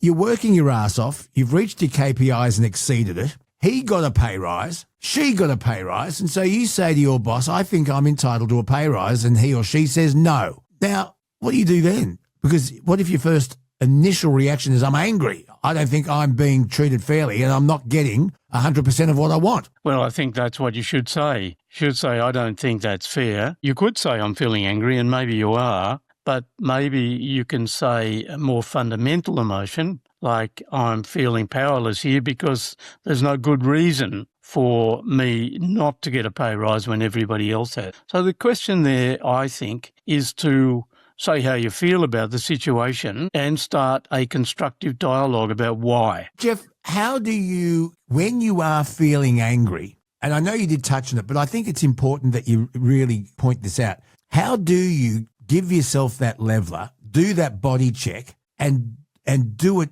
with results, and do it relatively quickly, especially in a business situation. You need to be practiced in doing it and intend to do it. It's got to be in your repertoire. If anger is your only repertoire, then it's like if you've got a hammer, then everything looks like a nail. So the thing is, you've got to have a repertoire. Yeah. If you get angry about everything looks like something to be angry about. So is it a matter for some people to learn how to rewire themselves? It is. And this is often why people come to therapy, but you don't have to go to therapy. You can do it yourself. But first of all, you've got to be aware that there's other ways of dealing with things other than anger. For example, negotiating, using I statements, asking the other person to explain their position, talking about it. In particular, not blaming. What happens with men, they are often taught to blame others or attack others like a bully does when they're angry, and so a lot of men, this is where a lot of domestic violence happens, where men have been socialised to blame others or hit others, that is, attack others when they're angry. That's what's behind a lot of domestic violence. And that's why I say that the real trick to ending domestic violence is not self-control, not only self-control. It is important, self-control. But I think that the most important issue is to be able to have self-compassion. This perhaps might be controversial, Luke, but... No, please go on. What's the gift in self-compassion? Well, this breaks through the masculine socialisation to never be vulnerable, to always have the mask on, to always be unassailable. That's the way a lot of men, especially men who brought up, socialised the real hard way. When you're hit as a child, that's what you learn. Yeah, I see. You learn never to be vulnerable, never show weakness. I like this saying that patriarchy gives men everything, but the things that really, really matter. And that is what happens when we're socialised into a patriarchal way of being, because the thing that's really valuable is connection. That's why I think self-compassion is important, because it's self-compassion that gives us the ability to be vulnerable, listen to ourselves, and talk about our vulnerabilities. And by the way, if there was ever something that really creates intimacy in relationships, this is it. There's not two ways of pronouncing intimacy, Luke. One is intimacy, and the other is into me you see. Intimacy, into me you see. Into me you see. And so we gain intimacy with our partners when we let them see into us. And when we allow ourselves to look into us by looking at what's really going on, what we're really feeling, what we really want, and allow our partners to see that by explaining it to them, well, it's a form of foreplay. Who'd have thought? It's a very interesting article, and I'd like to talk to you again on another occasion where we can talk about other triggering issues that are probably hardwired into us. Can we do that? Well, I'd love to, yeah. Okay, Jeffrey Price, psychotherapist. How do we find out more about you, Jeff? You could go to my website, which is truewildlight.com, truewildlight.com. Actually, I've just published a novel, Luke, called True Wild Light. It's up behind you. I can see it on your bookshelf. It is on the bookshelf there. People can find out about True Wild Light. It's the story of the masculine journey, really. A lot of the things we've talked about, I cover off in the novel. The thing is, it's not a textbook. It's a novel. It's a story, and it's a thriller. It's a mystery. It's a mystery about who killed the chairman of the Australian Museum on one level. But at another level, Luke, it's a story about the mystery of us. Okay. True Wild Light. Jeffrey Price. Jeff, we have a lot more to talk about down the track. We are definitely going to cross paths again soon, okay? Yeah, thanks, Luke. Welcome to a show called The Man Cave. Man Cave. With Boner on the mic, it's a good day. Good day. Adam McDonald, Kelsey too. Thomas behind the scenes, producing all the goods. Have a good time on a Friday. Well, a big hello and welcome along to another Bonafide podcast. It is episode 113 and it is time for the Man Cave. Here we are. Do we have theme music for the Man Cave? Do we play an intro? Yeah, Or is that? yeah, it's already played, bro. Oh, yeah, sorry, I didn't hear it. It's like the Turn it station up a little. No, it's like the station I'm working at the moment. The headphones don't work. Here we are on episode. We won't mention that station. There's no need. No. It is episode 113, and we're welcoming along. We look like Celebrity Squares, kind of. Oh, there's a TV show. Adam would remember that. You two wouldn't. We've got the Vice Captain, Adam McDonald from Evans Hastings. Come on down. That's another TV show. Yes, Ian Turpie. Is that Ian Turpie? Ian Turpie. Yeah, The Price is Right. Yes. God, those contestants were on drugs, weren't they? Yes. The Price is Right. You've got to find the Come On Down opener to Price is Right. They used to audition the studio guests, and you had to be completely wacky doody to get on the show. One of my good friends, I'll name her Kay, she went on it. Yeah. I think she won a washing machine. Yeah. Yeah. Yeah, but she's batshit crazy. I hope she doesn't listen to this. Yeah, she won, and Janice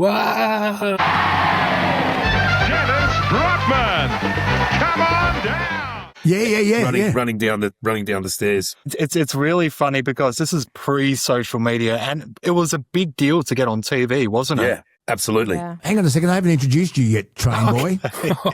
In the top left square, we have Thomas the Tank Engine Dedaway. Here he is. Hello, everyone. How are we? Luke, use your sound pads. Use your sound pads. Oh. No.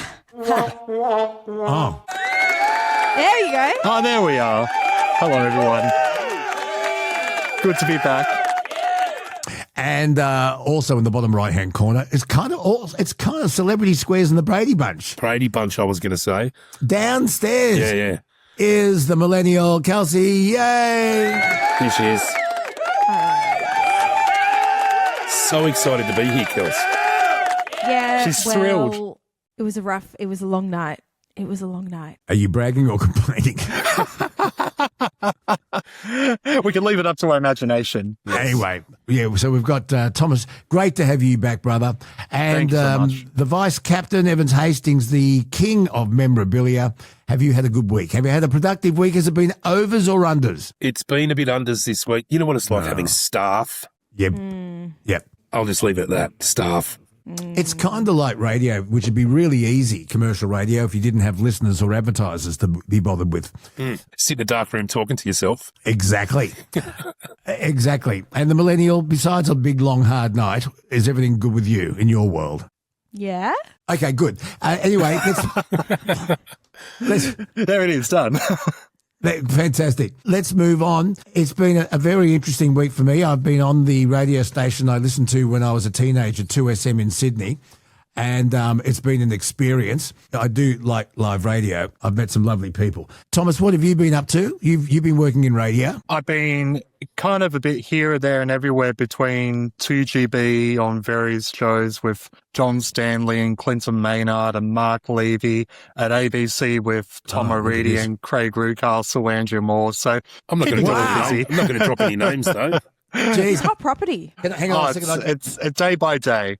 Hang on a second. I've just got to pick up some of those names you've just dropped. Here they go. Oh, ha, ha, ha. For any of those that you recognise. But it's a great time to work in radio industry where people love doing the job that they do, and in a position where producers are so a part of the team as well, and everyone has made me feel incredibly welcome. We've got a bit to talk about, and I don't know who wants to go first. Shall I lead the way? Yeah, go on. Buddy. You're the fearless leader. Okay. There's a couple of stories that we've been covering in the news at the moment, and I'm going to ask for your opinion on this, okay? First of all, did you know that driverless Uber cars are coming to Sydney? Oh, here we go. This is terrifying. Driverless Ubers and autonomous robo-taxis are gearing up to launch in Sydney, with Uber aiming to introduce driverless cars by next year. In the meantime, competitors like Google's Waymo, never heard of it, you guys would have already entered discussions with Transport for New South Wales and the New South Wales government, and they're looking at local trials. Would you get in a driverless Uber I mean, if let's say you're a little bit hands-list after a night on the tiles, a bit like Kelsey is this morning, who's responsible if it's in an accident? Because That's you exactly can't drive because you're over the limit. You've done the responsible thing and got someone to drive you. But what if there's no driver? Where is this going? Someone jump in because I'm lost. There was a story in Florida that was on Channel 7, I think, last week, where they were trialing all these autonomous vehicles. But for some reason in their setting, they all went around the same roundabout over and over and over, and they couldn't stop them, and they kept on blocking the road. Something like that is going to happen here. Yeah, exactly right. That's exactly right. It's a scary time when you're leaving you're putting your life in charge of an AI-driven machine. Like it's ridiculous. Have you actually seen what it looks like when these are driving by? Let's have a look at this video. Right. This is from The Guardian. Are we going for a drive? Going for a drive. Okay, seatbelts. Report. This call may be recorded for quality assurance. This car is just going in circles. Hi there, Mike. This is Gab. I'm calling from Waymo Support. I'm just calling because I received a notification that your car might be experiencing some routing issue. Please bear with me. It's like a ghost or something. Yeah, so in America, one of their big driverless taxis is Waymo, and when one of them malfunctions, the car will automatically connect you to a support, which is that voice that you can hear, and they can, stop the car from their end. Who can, though? Who can? Just another AI thing. The support it's not worker. Going to be. That's not a human voice. You're just relying on another piece of AI. The really scary thing about AI at the moment is its trouble support. So if you type into Gemini or ChatGPT, I'm going to jump off this cliff. Is it dangerous to do so? We'll go, let me assess that. And I'll go, I've jumped off the cliff. And I go, well, next time we should learn this. But it doesn't know how to respond to accidents. From jumping off the cliff, between the cliff and the ground, does it say ring 000 now? No. Probably not. Or maybe it says next time you should ring 000, but it's already happened. For insurance purposes, okay, you've come out of your 20th hotel for the night, always drink responsibly, and you do the right thing by getting an Uber. If there's no driver and there's an accident, what happens with insurance? Well, it'd just be on Uber. It's got nothing to do with the passenger. So if I'm driving my car and an autonomous Uber hits me, the insurance goes back on Uber. And what if it's my fault and I say, nah, it's Uber's fault. So I'm the only witness. Yeah. There's so many variables there. So many variables. I don't like it. I'll tell you a funny story before I forget. Remember Year 12 muck-up day? Yep. Right. So I went to a wonderful high school called Crow's Nest Boys High. It shut down because no one ever going there. But when I was in Year 7, the Year 12 muck-up day, what they did, they bought a little mini, or I don't know if they bought it. It was a pretty rough school. They probably pinched it. And they put it on the oval on full lock and put a brick on the accelerator. So it just went round and round, closed the doors. They couldn't do anything about it. I think it went for about 4 hours, just going round and round in circles on the school oval for the Year 12 muck-up day. Genius. Autonomous driverless Ubers. The story today is they are gearing up to launch in Sydney next year. There's going to be accidents. I mean, Sydney's roads are shit enough as it is. Like, where are they going to be used? In the city? Oh, they couldn't. Must be. Like, you can get, maybe they'll just be like, I need to get to Gosford. And they just get on a freeway. Okay, I'll read the story a bit further. Uber's actively testing autonomous vehicles and aims to deploy driverless cars for commercial use in Australia by next year. Waymo is also pushing and has begun talks with Transport New South Wales to bring robo-taxis to local streets.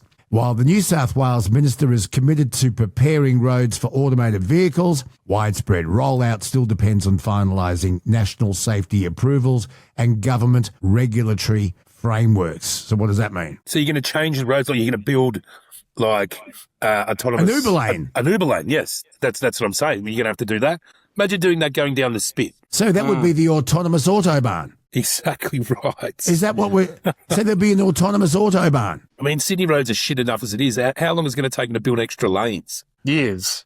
Unless they're tiny little cars like tuk-tuks, where you can fit 2 people in there and that's it. On the subject of roads, this is why, where I can, a lot of rideshare drivers like Uber don't know the roads as well as taxi drivers. So where I can, I like to get a taxi because they can get you there as quick as anything because they've been driving for 30 plus years across Sydney. I don't like it.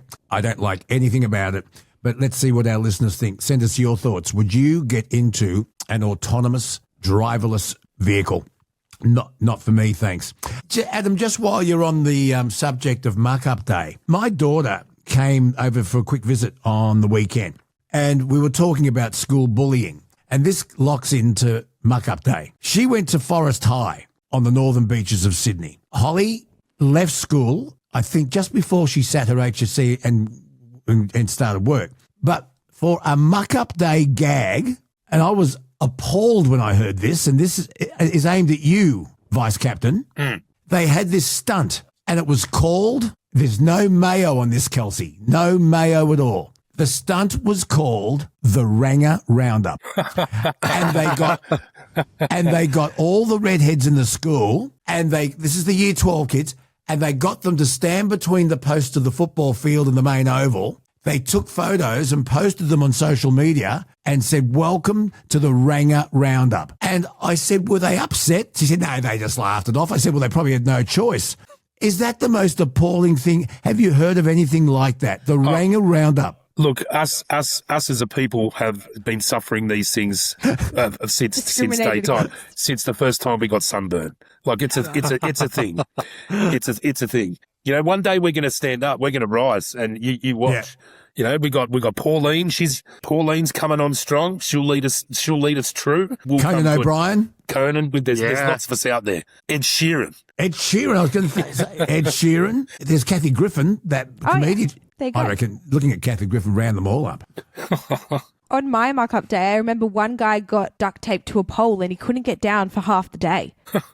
Everyone was told not to help him. Really? Yeah. Thomas, did you go to year 12 and was there a muck-up day? Yeah, I did. Ours was a lot tamer, but I remember in years before, the year 12s would glad wrap students to poles and things like that. And I think by the time we got to it, it was kind of like, right, you're only allowed in this area and you're only allowed to do this amount of things, and after that we'll take you to Luna Park and you can muck up there. They used to glad wrap the toilets at my school, so like you wouldn't see that the toilet was glad that wrapped. old chestnut. Muck up days. What happened at your school on muck up day? Did we bring it back, or have we gone too woke, or did they go too far? Maybe we went too far. The Ranger Roundup. Jesus.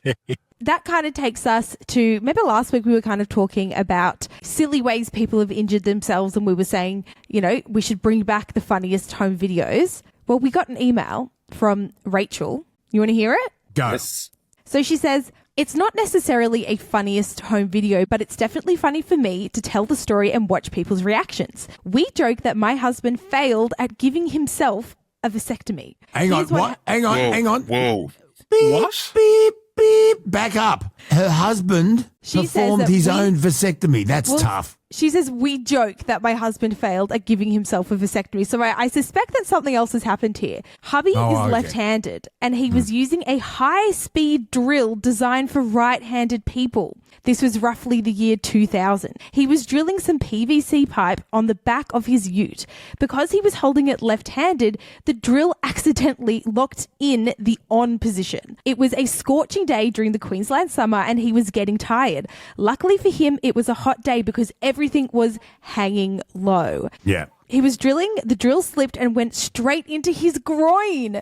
Ooh. Also lucky for him, the fabric from his shorts and jocks got caught up in the drill bit and plugged the hole, stopping the bleeding. He missed everything, the testicles, the tubes, the urethra, the femoral vein, the lot. He was obviously hospitalized and had surgery where everything was cut open and checked. The fabric was removed and he was stitched back up. You could tell exactly when hubby was waking up from surgery. The scream from his stitches pulling was better than an alarm clock. We have gone on to have more children since this happened, but one split second with the drill bit could have meant they never came along. Okay, well, it leads me to something. I thought drills were meant for left and right-handed. I didn't realise. So. Well, Yeah. she said this was back in the 2000s, so Is that like a maybe left-handed it was hammer different then. or a left-handed screwdriver? I think I'm calling bullshit. When I first got down here to Canberra, I was taking a screw out from underneath a table. The cordless jagged on it, swung around, and I cracked my eye socket. Oh. Yeah, that was a doozy. Ooh. I just looked this up. Yes, the drills absolutely used to come in left-handed and right-handed varieties. I didn't know that. Go. I had no idea. I thought like a tin of striped paint. Imagine if he was using a bandsaw. Well, I can tell you a story, and this happened what year would have this been? I was in 94. Would have been in 95. No, probably 94. I was living in a share house in Stanmore, and upstairs there was an older guy, absolute lunatic, and he told us this story like back in the 80s. He was a baggage handler at the airport. And this is before health and safety and, you know, everyone was sensible. At one of their Christmas parties, they were on the cans. He was sitting on the travelator that your bag, excuse the pun, that your bags come out on. Yeah. And someone turned it on. And he thought it was hilarious. And as it went round the corner, it pinched him. Yeah. No. And then it pinched him and then ripped. And I can't remember the top of my head, but it was in the teens, the amount of stitches he had up his sack. Every bloke listening just fell out. Just winced. Oh, dear. It was summer or winter? It was summer. That's why he got pinched. Yeah. You see, winter, there's shrinkage. He was a type of guy that was very happy and wore short shorts, and he was a great guy, Paul, but they shut the Christmas parties down at Sydney Airport after that. Dumbest thing you've ever done, and we'd love it if you've got it on video. So send it in and we'll give you a prize. Because the merch store is open, Kelsey. Yes, the merch store is open. Bonafidepod.com, check it out. Now, Can't wait to get mine. Here is another story from today, and I'd love to know your thoughts on this. Australia's fertility rate has hit a record low. Geez, after those two stories, no wonder. I'm not surprised. Who arranged these? You see, I segued beautifully there, didn't I? Folks, Australia's fertility rate has officially hit a record low, about 1.48 babies per woman. How do you have 0.48 of a baby? It's just an average. Anyway, the replacement level, that is the replacement level we need in order for people to be born to weigh the same as the people who snuffle off, is 2.1. But it's gone below that. And it begs the question, why are young Australians choosing not to have children? Is it the cost of living? Is it because young couples are unsure as to where they're going to live? Is their rent about to go up? Are they worried that they can't afford a deposit on a house? Are general groceries too much? Is childcare too much? If one of them's going to have to give up a job to be a full-time carer in the early stages, are they willing to sacrifice their job? Or if they keep both jobs, are the wages from one of those jobs going to be completely sucked up by childcare? But they're the facts. Australia's fertility rate has hit an all-time record low, 1.48 babies. For replacement, we need 2.1. Kelsey, you're a young female of childbearing age. You and your friends, do they talk about children? Do they talk about why they do or don't want to have children? What's the feedback from your demographic, young lady? Most people are just waiting to be in a financially stable position. There you are. Lots of my friends still want kids. They are just aware of the financial toll that it takes, and they want to be prepared for that. I think the big difference is people aren't just having kids for the sake of having kids. People are actually, at least in my friend group, they're really thinking about, everything that's involved in having a kid. Thomas, you and I were on the radio talking about this a fair bit. Peter Costello, when he was treasurer, introduced a baby bonus because we were at this point then. He did, yeah. And his famous saying, one for Ma, one for Dad, and one for the country. And he introduced a baby bonus, which eventually ended up at $5,000 per child. And for some households, that was a hell of a lot of money. The interesting thing, Thomas, was that the sale of baby formula, bottles, cribs, car seats, that sort of thing didn't go up. What did go up was the sale of widescreen TVs. Yeah. And Harvey Norman did brilliantly out of the baby bonus. It's a fact. It's interesting. So do we pay young Australians to have children to try and stem immigration?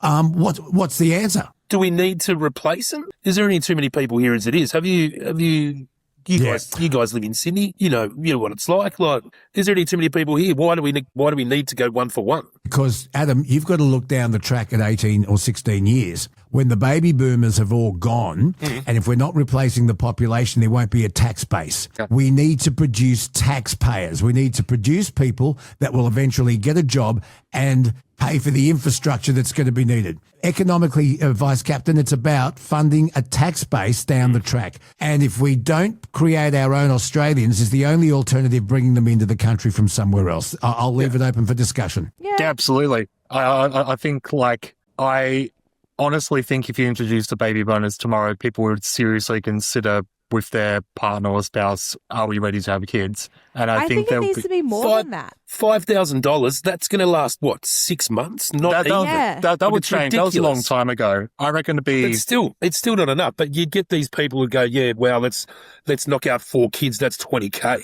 Yeah. Yeah. You know, and then they go, oh shit, the $20K's gone. I've got 4 kids under the age of 6. Yeah, which is a nightmare. Nightmare. I think what my girlfriends would want to see is actual structural changes to how we think about, children in this economy. So childcare prices would have to drop. There'd have to be subsidies for schools and subsidies for uniforms and meals. And it'd be really interesting if they did some kind of survey based on couple to couple of all right, are you the people who qualify to have kids at this point in your life? And they go, okay, either you are or you aren't, or maybe there's a third option. They go, you're in a great position to raise a foster kid or adopt or have kids of your own. Isn't that interesting, Thomas? Because you remember we interviewed Mark Ainsworth, a former senior Queensland detective who was very involved in juvenile crime. And I couldn't believe it when he said this, Thomas, and you backed me up. He said one of the problems was the baby bonus. Absolutely. Because he said, in his opinion, a lot of kids were born that weren't wanted, and they were born specifically for the money, and then they were discarded by their parents. Yeah. And I'm not putting words in anyone's mouth. Mark Ainsworth actually said the baby bonus, he believes, has a lot to contribute to juvenile crime, kids born without parents who cared. That's exactly right. That's what I was saying. That's what I was saying. People are just going, I don't really want kids, but 5K is 5K.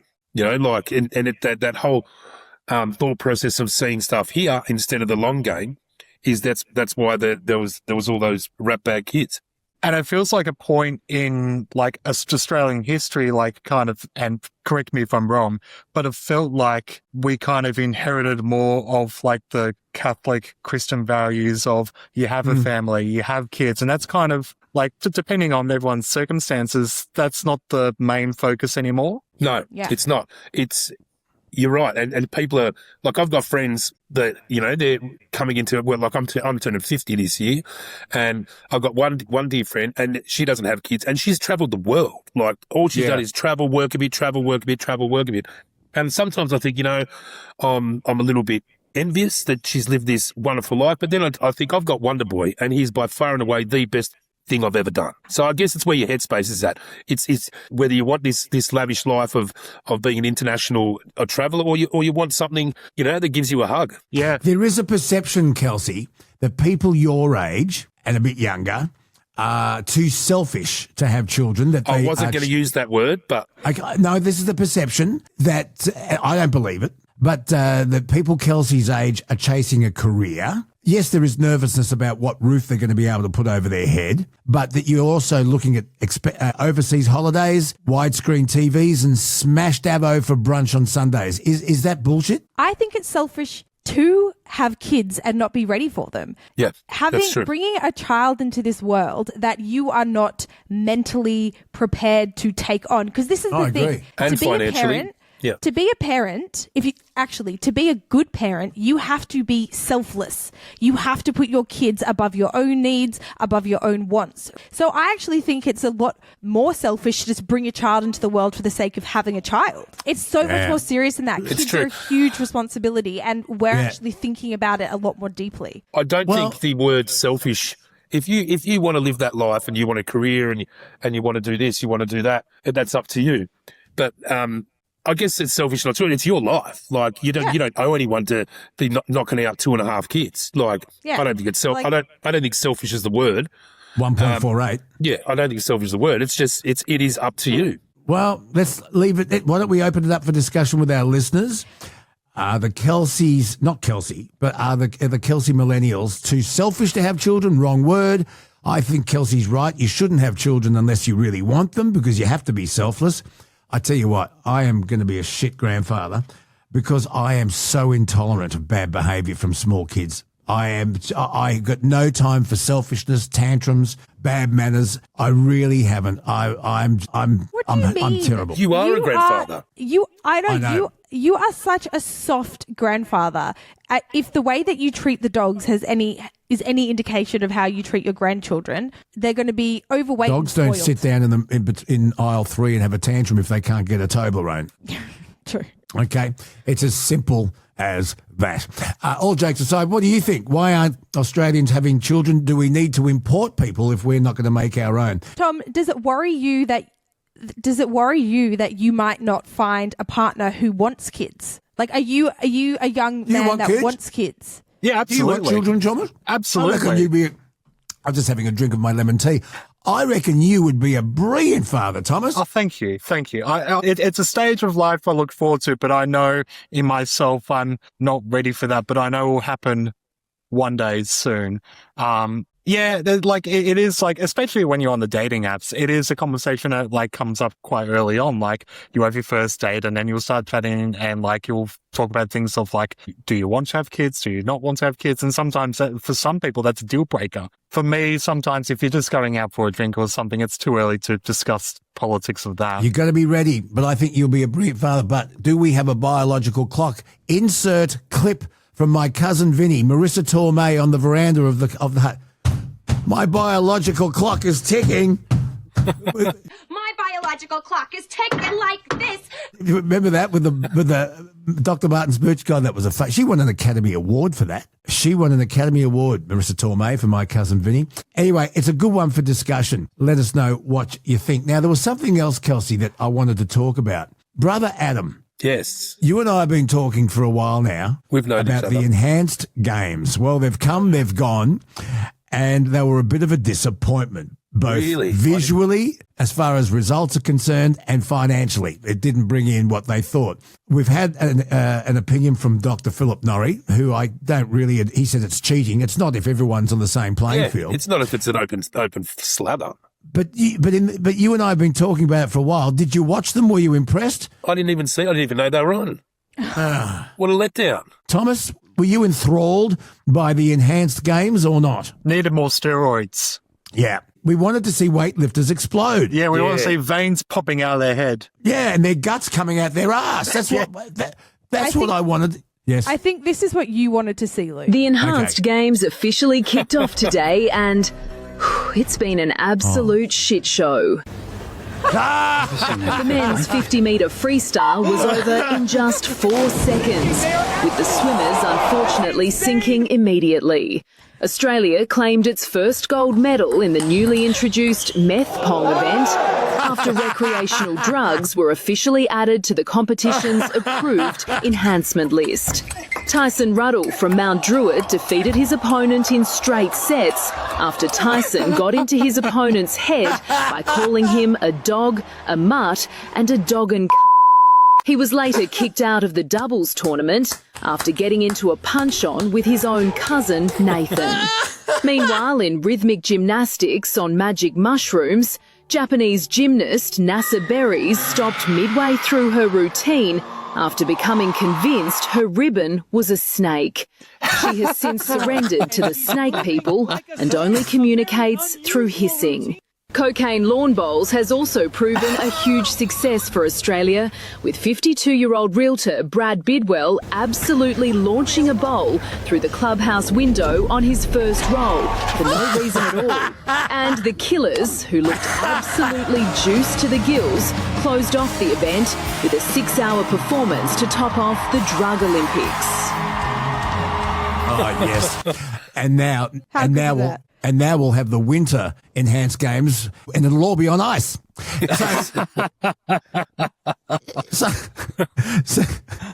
So there we are. That was very, very good. Thumbs up or thumbs down? Let's have a look on screen. Thumbs up for the enhanced games or not? Yep. Oh, 4 thumbs up. Speaking of magic mushrooms, Luke. Yep. Uh-oh. What were we going to talk about? Oh, okay. See? It's time for that. What? Yeah. Okay, very, very good, Adam. Lovely segue. Back in the 70s, when producers of TV shows thought they'd done every format they possibly could, a group of producers, writers and ideas people sat on beanbags listening to Pink Floyd, and they came up with a format that took the world by storm. We saw television shows where the stars had names like Fleagle, Bingo, Drooper and Snorky. And along to our TV screens came this little beauty. It was called the Banana Splits. Let's take a little walk down a very, very psychedelic lane. 1 banana, 2 banana, 3 banana, 4.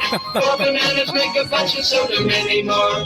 Over hill and highway, the banana buggies go. Coming up to bring you the Banana Split Show. Making up a mess of fun. Making up a mess of fun. Lots of fun for everyone. La, la, la. There it is. But not to be outdone. 1969 going into 1970. They thought they would introduce a storyline that involved a young boy, played by Jack Wilde, who was the Artful Dodger in the musical Oliver. And he has an enchanted flute that could talk. The flute's name was Freddie. Freddie. And there was a protagonist, played by Billy Hayes, called Witchy Poo. Well, her full name was Wilhelmina W. Witchy Poo. Thank you very much. Yes. And just before we go into this in more detail, you've just seen the Banana Splits. Let's have a look at this. This is even better. I think I know what this is. HR Puff and Stuff. Then when things get rough, HR Puff and Stuff. Can't do a little president. Both belong to a cookie or witch. Had in mind the flute to stitch. From her broom broom in the sky, she watched her friends with cereal art. She waved her wand. The beautiful thought was gone.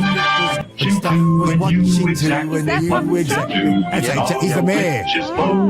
All right. Brother Adam, the king of memorabilia, take us down this road. Up to you now. So the storyline is Jimmy gets shipwrecked on Living Island. And on Living Island, it's a whole community. Like there's doctors, there's nurses, there's HR Puff and Stuff is the mayor. And Witchy Poo, her goal is to steal the magic flute to put in her magical item. So she's after Freddie the flute. So it's this whole back and forward. But she's the villain and the nemesis. And the nemesis, that's right. So there's all different characters there. HR Puff and Stuff's offsiders, they're called Cling and Clang, and they're the two local coppers and fireys. But then you've got Witchy Poo's, she's got a bit of a crew as well. She's got Seymour Spider and Stupid Bat. So they were her cronies. But all through the show, they introduced, there was about 30 different cast members that had come and go on this show. But the best one were the magical mushrooms. And they actually they were called the magical mushrooms. And if you touched those magical mushrooms, you became an evil spirit, just like Witchy Poo. Like you went onto her team. But there was Pop Lolly, she was the local lolly maker. There was Dr. Blinky, who was the doctor and the scientist. There was TikTok, who was literally just a wristwatch. And TikTok was there to warn the good people that Witchy Poo is coming. Yes. And so it was this whole good versus evil, just this constant battle. And, at the same time, Jimmy's trying to keep Freddie the flute in his possession. He's also trying to get off the bloody island and trying to get home because after all, he is shipwrecked. Like Gilligan's Island. Exactly. He couldn't get off. Couldn't get off the island. And the whole time trying to look after his flute. So, good times in television. These were on drugs, and I've forgotten about the magic mushrooms. Yeah, it was the two producers. They were brothers, Sid and Marty Croft. Wow! So they would have just, hit the consumables early and went, what? Let's make this. Okay, Brother Adam, was there knockoff merchandise? Was there stuff you could buy, and is it still available? There is stuff that, that whole generation, that's when merchandise really started to hit the forefront, where you'd get lunch boxes and T-shirts and, play sets and figurines. Not a huge collectible market for it, I'll be honest. I've found a Freddie the Flute, an original Freddie the Flute model, like a model car where you glue it together. Yep. You could probably pick one of them up for about $350. So there still is a bit of money in them. But it's like anything of that genre and those toys. No one thought to hang on to them for prosperity, As soon as you get it, you'd rip it out of the box. You'd be sliding it down the slide. It's on the swings with you. Absolutely terrifying. Like I think if children watch that now, if you're a 5-year-old and watch that now, Witchy Poo, casting spells and... This flute is actually... evil. Like, this is what Nightmare's are made of. Yeah. Look at that thing. Yeah. I mean, look at the one in the middle, HR Puff and Stuff. He's supposed to be the mayor and he's wearing a chef's hat. Yeah, what's he doing? Like he's cooking up some marvelous stuff. He's a man of skill. I think my favorite character on the show. He didn't appear for long. He was in and out of there, but it was Max von Todenhoff the Great, and he was just like a big fat toad who was the island's music producer. Really? Yeah. They often gave villains German names. Yes, this is true. Yeah. So Kelsey, and Thomas, your reaction to those two shows that were clearly the brainchild of people sitting in beanbags listening to Pink Floyd. Your thoughts? I feel like I don't need to take mushrooms anymore. I can just watch that. Yeah, absolutely.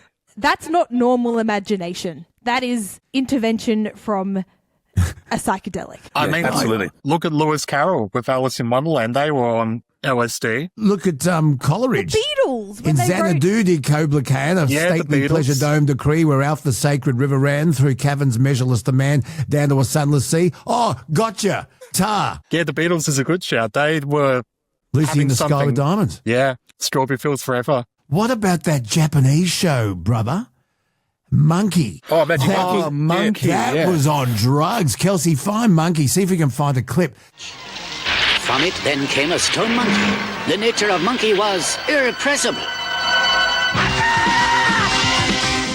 This, I never took drugs, but everyone my age and a little bit older, they would watch Monkey on a Saturday morning, stoned. So Monkey was on a pilgrimage with his androgynous mate, Trippy Tucker, and they were going across Japan on a quest to find something. I can't remember what it was. Yeah, and there's his mate. So his underwater mate, Sandy, with the long hair, and then has Pigsy is the other fellow. So Pigsy wasn't too smart.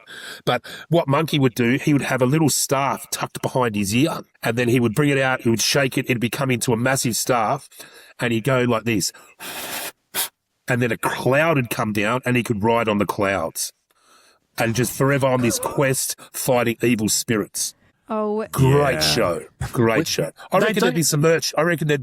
Around that, around Monkey. Okay, next week, Adam. Yes, I'm on it. You're going to be the Monkey merch monster. Okay. And I'll tell you what, I'm going to go and see my toy mate this week to see if we can get him for next week. I'll guarantee you I'll get you Gumby and Pokey. Ooh. I'll guarantee it. 100%. And a Freddie the Flute. Yep, I'll guarantee you'll have it. You watch. Oh, we had some pretty out there ones. I can't remember We the had names of them though. Round the Twist. That was pretty out there. Oh yeah. Yeah, it was Paul Jennings, and they all kind of weird short stories out of the cautionary tale and something weird and messed up. It was kind of like Twilight Zone for kids, set in Australia and filmed in Victoria, and it always had weird, grotesque, like PG-friendly body horror. Yeah, didn't he vomit slugs at one point? Yeah, there was an episode where there was a TV remote that got bewitched, and it could fast forward and rewind real life, and the bullies of the school stole it for a spaghetti eating competition, and it stuck on fast forward, and they couldn't stop it, and he spewed everywhere, all over the contestants. Stuff like that. It was metal. That's the generation. This one gave me frights forever. In this episode of Round the Twist, they gave someone gave birth to this weird little slimy monster. Oh yeah, because he pissed on a tree and it made him pregnant. Hang on, stop it, you two. What? Look at that. He gave birth. And this was a kid's show. Yeah, so he pissed on a tree because he needed to take a leak, and the tree had a tree spirit and said, "Oh, that's how you make babies." He had a tree baby. The boy became pregnant, and he spewed it out. Wow, boy. Probably best he spewed it out. Adam, we thought we were something with the banana splits and HR puff and stuff. Yeah, these kids, Kelsey and Thomas have got us covered. Every generation has one. All right, what was this TV show that you thought was wacky doody out there and on drugs, and what children's television show scared you? We'd love to know. Get your feedback, send us photos, and we'll continue because it's an interesting thing. Before we go, Vice Captain. Yes. You mentioned merchandise, and it's a really interesting thing because merchandise associated with television shows has had its controversies over the years. Now, the merchandise associated with the banana splits and HR puff and stuff, besides Harry Wilde, you didn't know their faces. They were in costumes. Yeah. And you could manufacture it like Humphrey Bear, but there was a trademark associated with Humphrey Bear. But there were TV shows that made more with merch than they did on the TV show. And one of them was the Monkees, the made-up band featuring Davy Jones. They went heavy on the merch.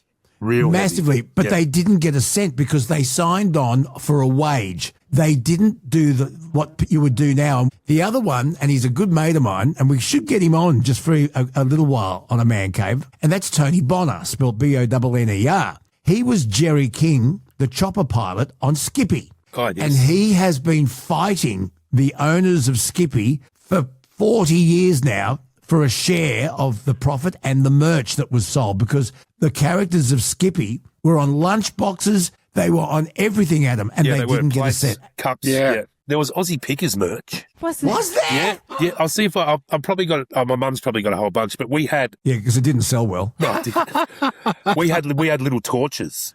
Really? Oh, Yeah. I'll see if I can dig some up. Yes. My mum will have it. Like, I've told this story before. My mum gave me a framed Aussie Pickers poster one day for my birthday. Oh, So what am I going to do with that? I'm going to stick it on my wall. Yeah. Have a good look at myself. See it before you go to sleep. Hey, listen here. Did you sign it? Yeah, I should have. I remember finding 2 seasons of Aussie Pickers in the JB Hi-Fi budget bin for $9.95. That was a highlight of my career. Merchandise. What they should have had was little rubber fingers, Aussie Pickers. Yes. And having said that, the year she gave me the poster of Aussie Pickers, the birthday cake was a nose with a finger up it. There you go. Oh, that's great. Good zinging, Mum. It's all come round. Yes. It's all come round beautifully. Please share us your thoughts, your memories. It's a lot of fun. Guys, thank you so much. Thanks. I don't know if we've solved many of the world's problems, but geez, it's been fun. We've created some. Thomas Tank Boy, we love you, mate. It's good to see your face. Thank you so much, Lukey. Good on you, Tommy. And I'm very, very proud of you. You know that keep going with all these radio stations. He's in demand, Kelsey. He's knocked back full-time jobs, quit one because he's in such demand every radio station. And he has well and truly been bonerized. Absolutely. Please never say that again. Ever. Aussie Pinkers. No, millennial. I'm not going to go into fantastic. boner. Anyway. Say goodbye. Bye. Goodbye. Bye. Hey, one more thing. The Bosendorfer piano is now online. Oh, the piano. It's now online. Have a good look at it. It's a beautiful instrument. ehva.com.au. What are some of the early bids? Well, I've had, before it was even advertised, it was spoken about in the local community. So a couple of theatre companies have come in and had a look and are very interested. So any bids? No bids yet. You can't bid on it until next Tuesday, but you can have a good look at it. There'll be a video going up soon. Yeah, get involved. It's a wonderful thing. You won't find another one. No, it's beautiful. All right, good on you, Evans Hastings. Adam McDonald, the vice captain. Thomas, the tank boy. Good to see you. And Millennial. Thank you. I'll see you when I'm looking at you. Thank you so much for listening. It's been an absolute pleasure.